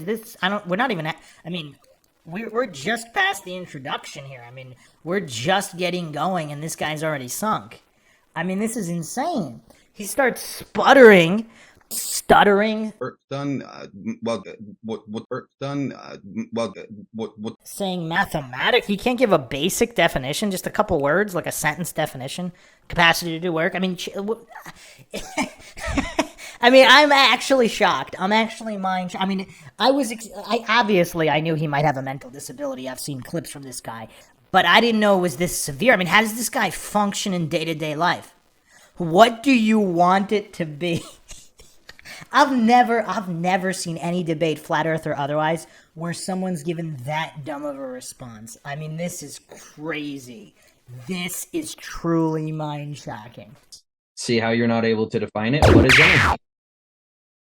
And energy is the amount of work done. What? It's not the amount of work. What? I mean, you can see the expression on this guy's face. I mean, he's just stuttering and sputtering. Energy is the capacity. It's not a conclusion. So if like a boulder was moved, the amount of energy required to move the boulder was the definition of the energy itself. The amount? What? I mean, this is insane. This guy is literally the most mentally disabled individual I've ever seen participate in a debate. I mean, I don't think it's even.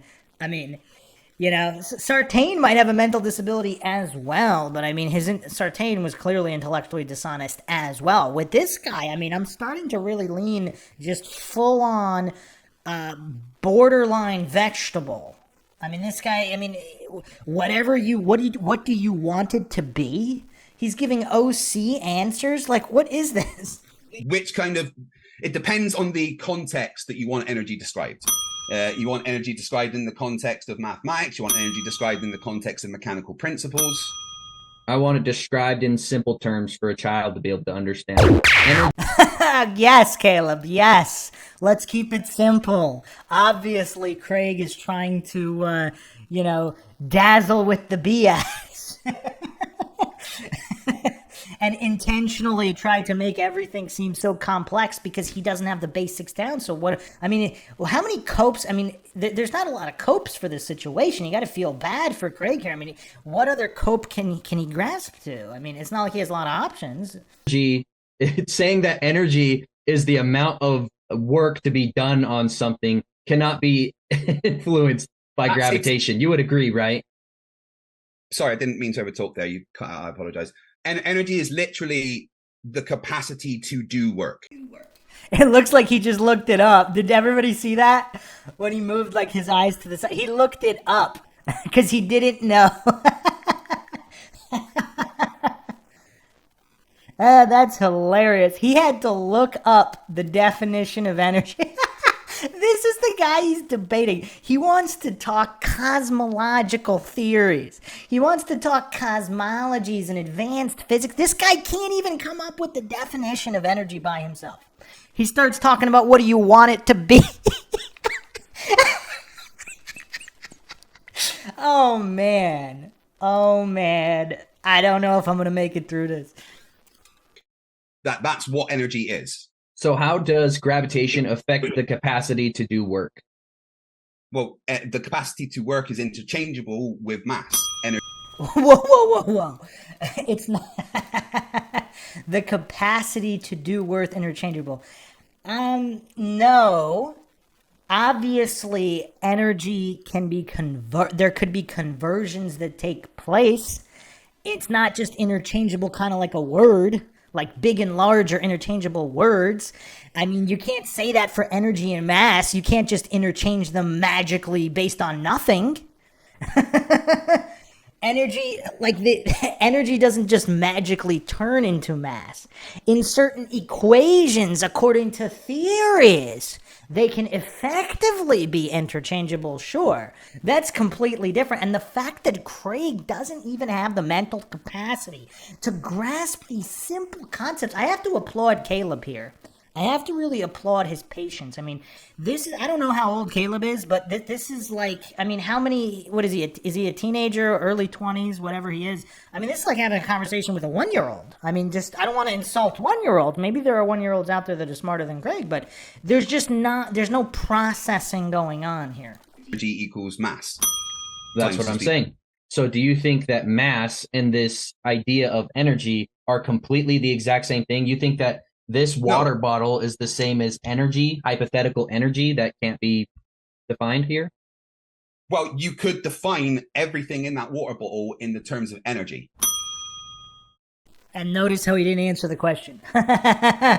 He asked if you thought it was the same thing. So that's a yes or no type answer. Unless he thinks it's a malformed question, in which he should address that. But instead of failing to answer, because if it's no, then this. If it's yes because of this, or it's a malformed question or fallacious question because of this. He did none of those things. So you think they're the exact same thing? It's a very simple question.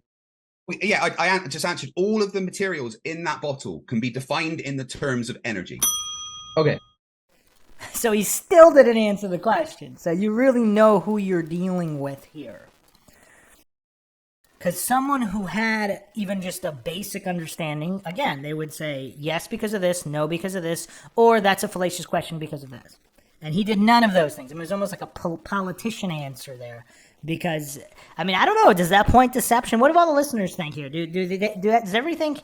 So what are the options? He has a mental disability and he's being intentionally dishonest. So the very few concepts that he does comprehend, he's going to be dishonest about them anyway. Is that the solution here, not to fall for false dichotomies? So let's talk about the space-time fabric. So you said that we can make observations. That's only one step of the scientific method. Other than making observations, and even if you look at the star plate from 1919, from Arthur Eddington's observation, some of the stars are moving away from the sun.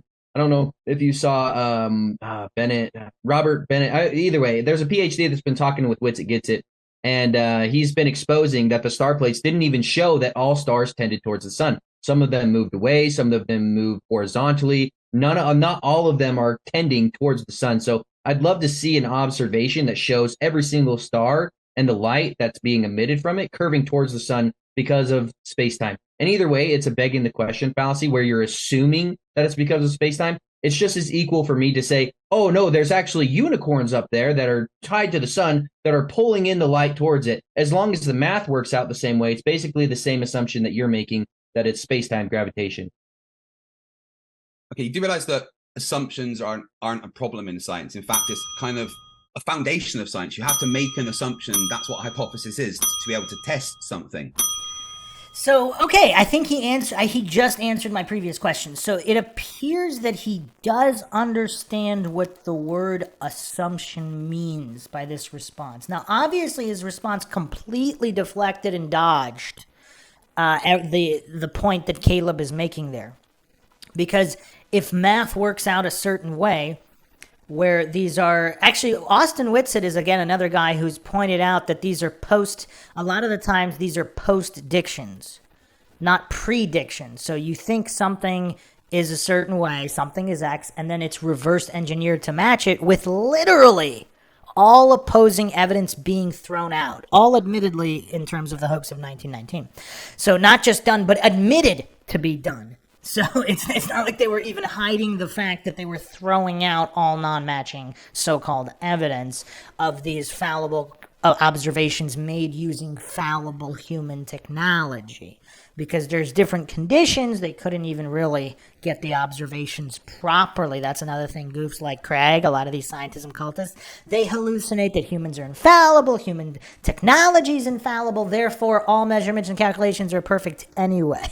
Like, it's such a weird hallucination by these goofs to just pretend it's all infallibly done, even if all these people are honest, which they are not, and Eddington admitted that as well. All admitted on record. So it's not like this is just random theorizing and speculating. All admitted on record.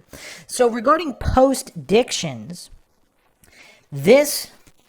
so yes, as Caleb stated, it is a begging the question fallacy. It's also a circular reasoning logical fallacy, a false dichotomy fallacy, and a false cause logical fallacy. These fallacies are all related. If you haven't looked at the Logic 101 podcast I did on MINDSHOCK, it was the lead up to the Flat Earth debate between Flat Earth Dave and so-called Professor Dave, one of the greatest decimations in debate of all time.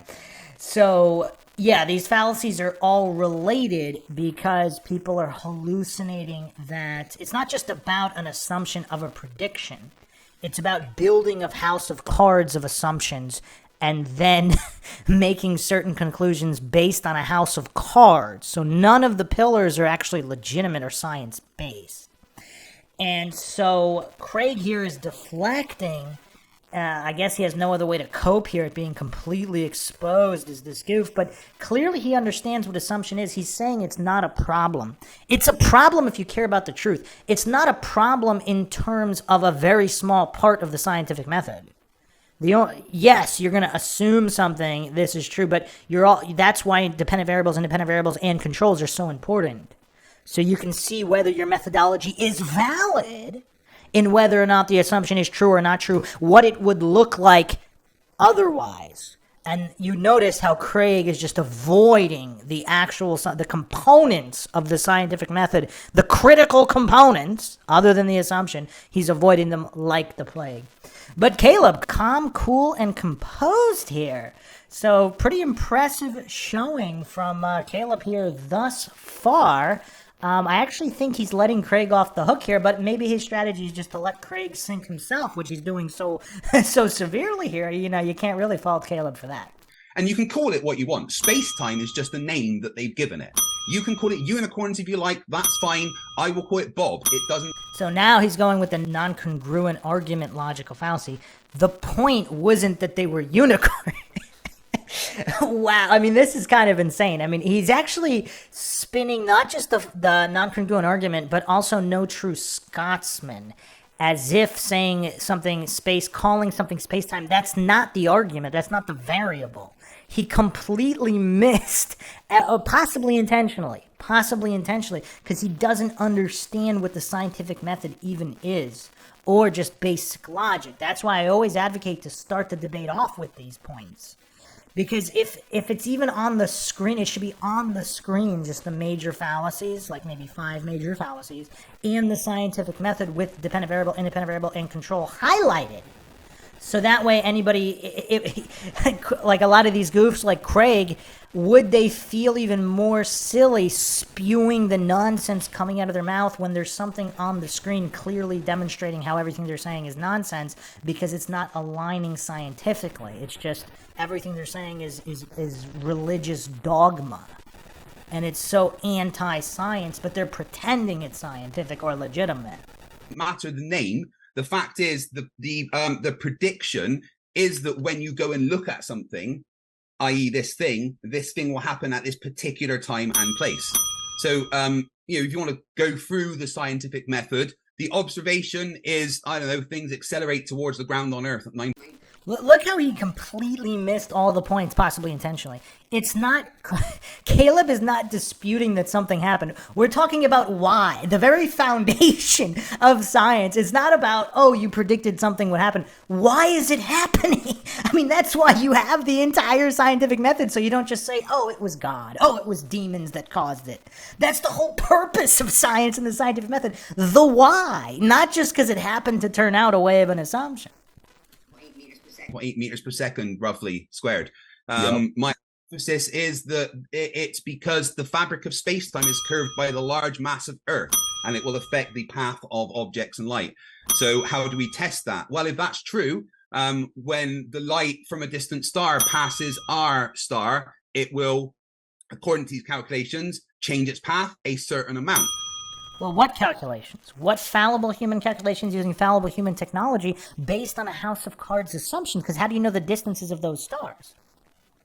So again, just a fundamental lack of understanding of just even basic common sense. I mean, we don't even have to go to, we don't even have to really get into Logic 101, reason, critical thinking. We don't even have to go there. I mean, this is children's level common sense.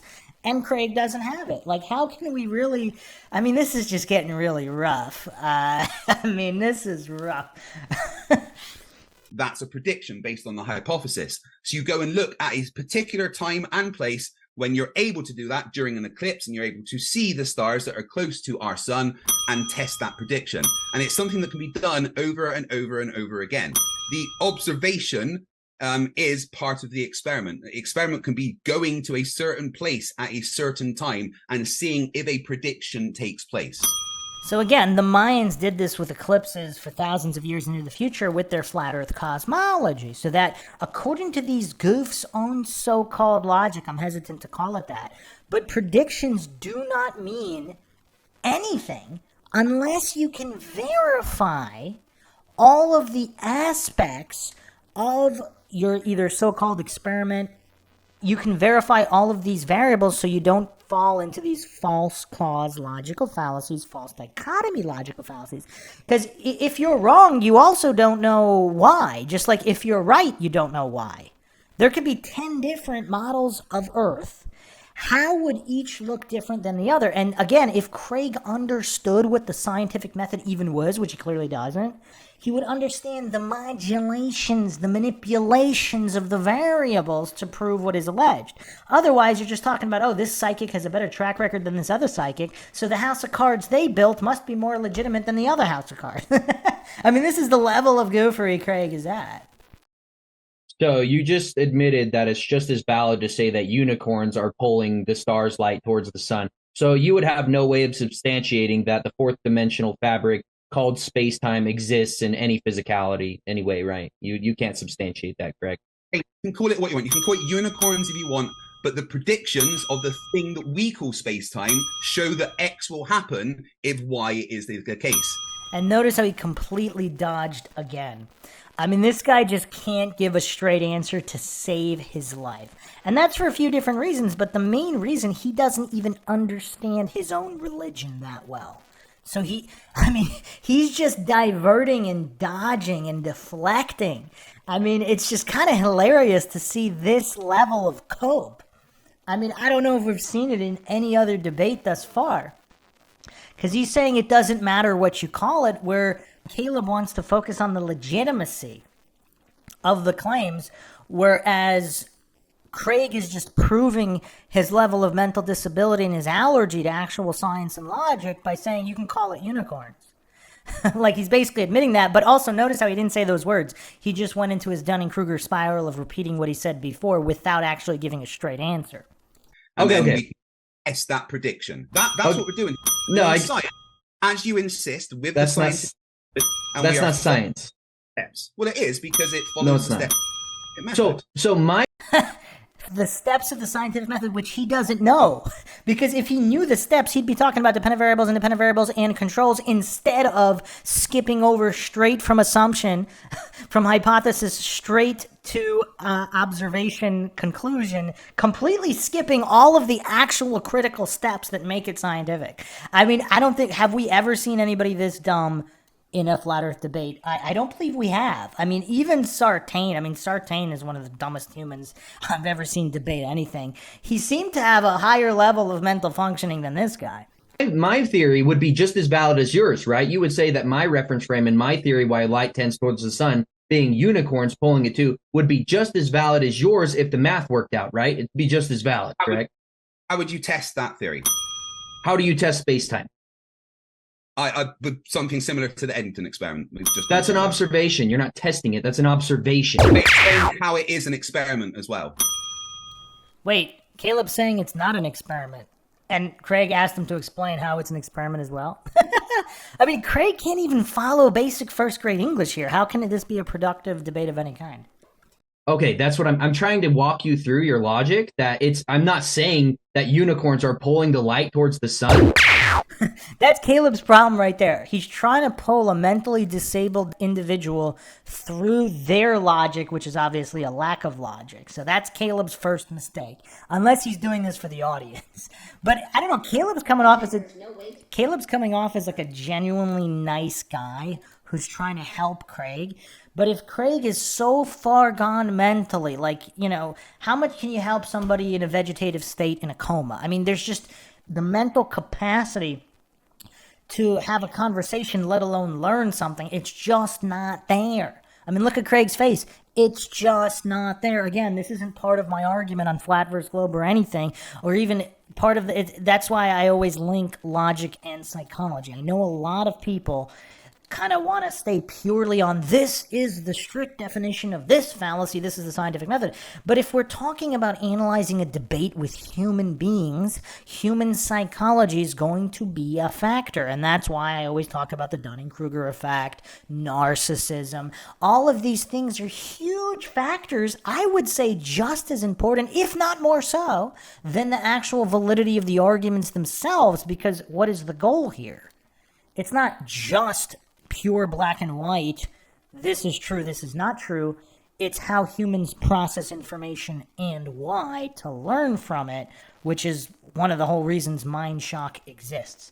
So again, Craig, the mental capacity is either just not there. I don't believe, this is just my opinion, not part of a logical argument, I don't believe Craig is a good enough actor to not be mentally disabled. Maybe I'm wrong. Maybe the establishment has such a high budget that they got this phenomenal actor known as Craig, and they just employed him to shill for Globe Earth, again, as part of the Flat Earth PSYOP, which I allege is defending the globe model so poorly as to increase Flat Earth membership to destabilize society. Again, that doesn't mean Flat Earth is true or not true. Nothing to do with the conclusion of that. Simply destabilization, rolling in the New World Order, etc., etc. This is done in many ways. So perhaps Craig really is that good of an actor and he deserves an Oscar. Maybe he is.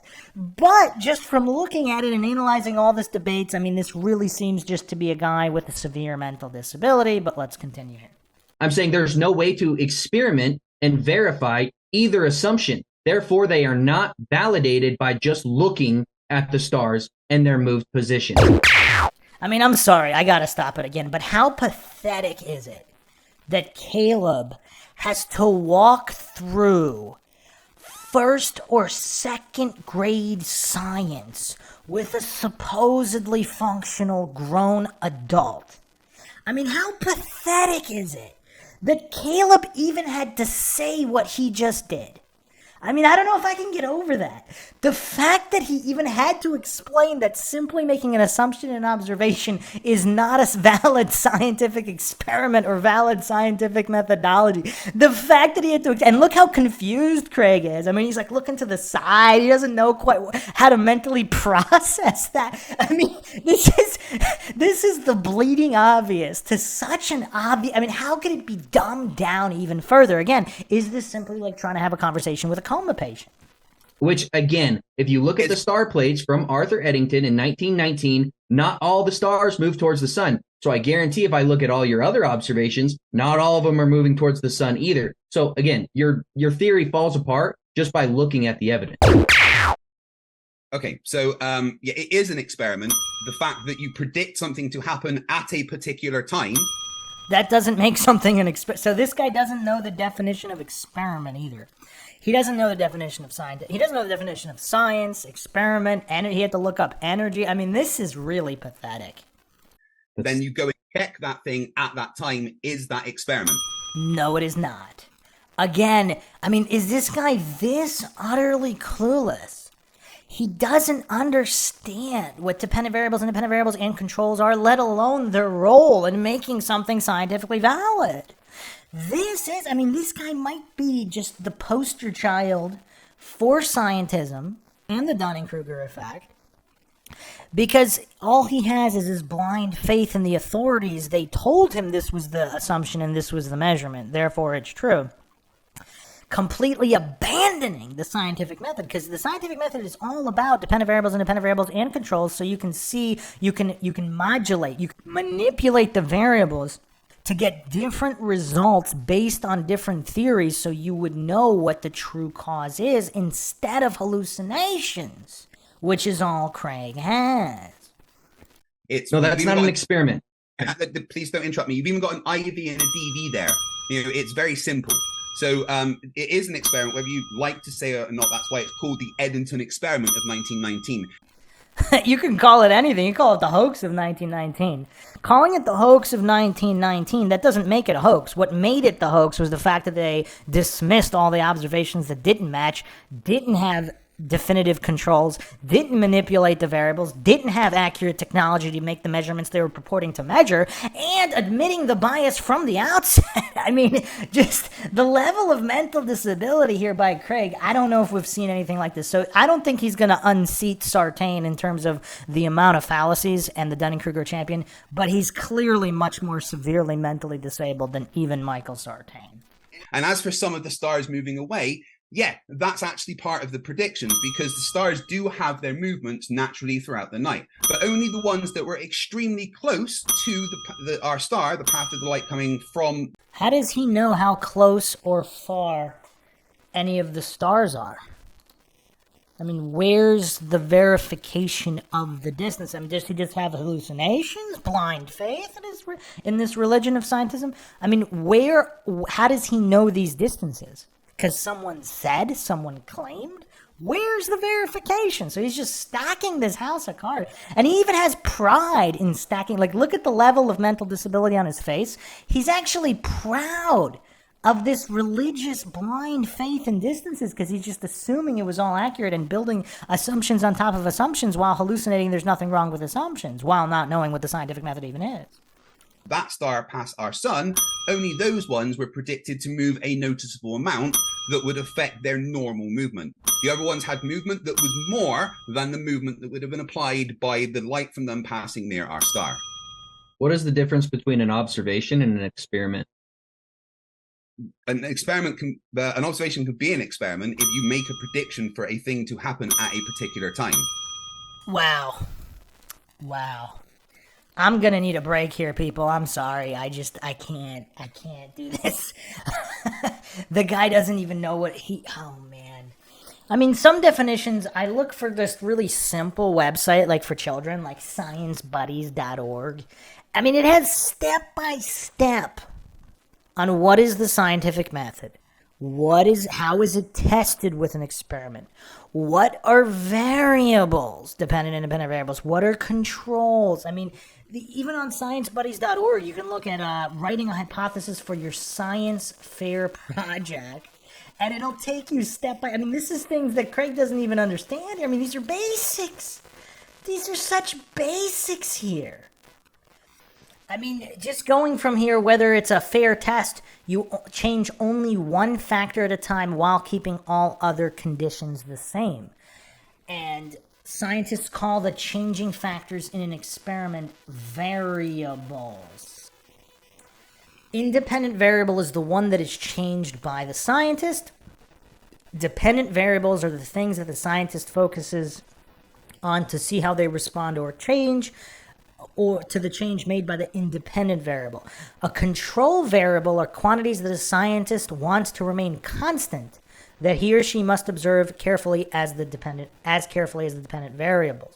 So again, this is on sciencebuddies.org. I mean, I know Craig is mentally disabled, but if he spent at least 5 minutes just learning the basics instead of humiliating himself like this, like what is the amount of money somebody would accept to humiliate themselves publicly like Craig is doing right now, not even knowing what a scientific experiment is versus a non-scientific experiment?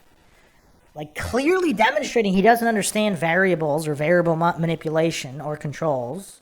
He doesn't understand the role of technology in making observations. He doesn't understand what even a house of cards is and how any of the frame of even the experiment is verified, like the distances of stars. I mean, what would the average person take? How much money would it take to publicly humiliate yourself like Craig is doing right now? I mean, I don't know. But I need to take a break, guys. This is going to be a two-parter. I can't do it. I'm sorry. I can't do this in one go. I do need to take a break from this level of goofery and mental disability. I knew it was going to be bad, but I didn't know it was going to be this bad. So I will finish this one up hopefully next time. So, yeah, I mean, I just need a little break. Give me a little bit more time. I'll do the second part. But this was just really, really rough. Hope everybody out there enjoyed another edition of the MindShock podcast. In this logical analysis, you can help support our podcast, donate to our PayPal, help us get more logical analysis out there. Logic and reason, obviously, going extinct in this world. We got to do our part to keep it alive, bring it back, so we don't get this level of goofery just destroying all society here. So you can donate to our PayPal. Check the link in the description. You can become a YouTube member right here on YouTube. Make sure to subscribe, like, and share. Twitter, Facebook, Reddit, Patreon. This is Bruce McGuire signing off. Catch you guys next time.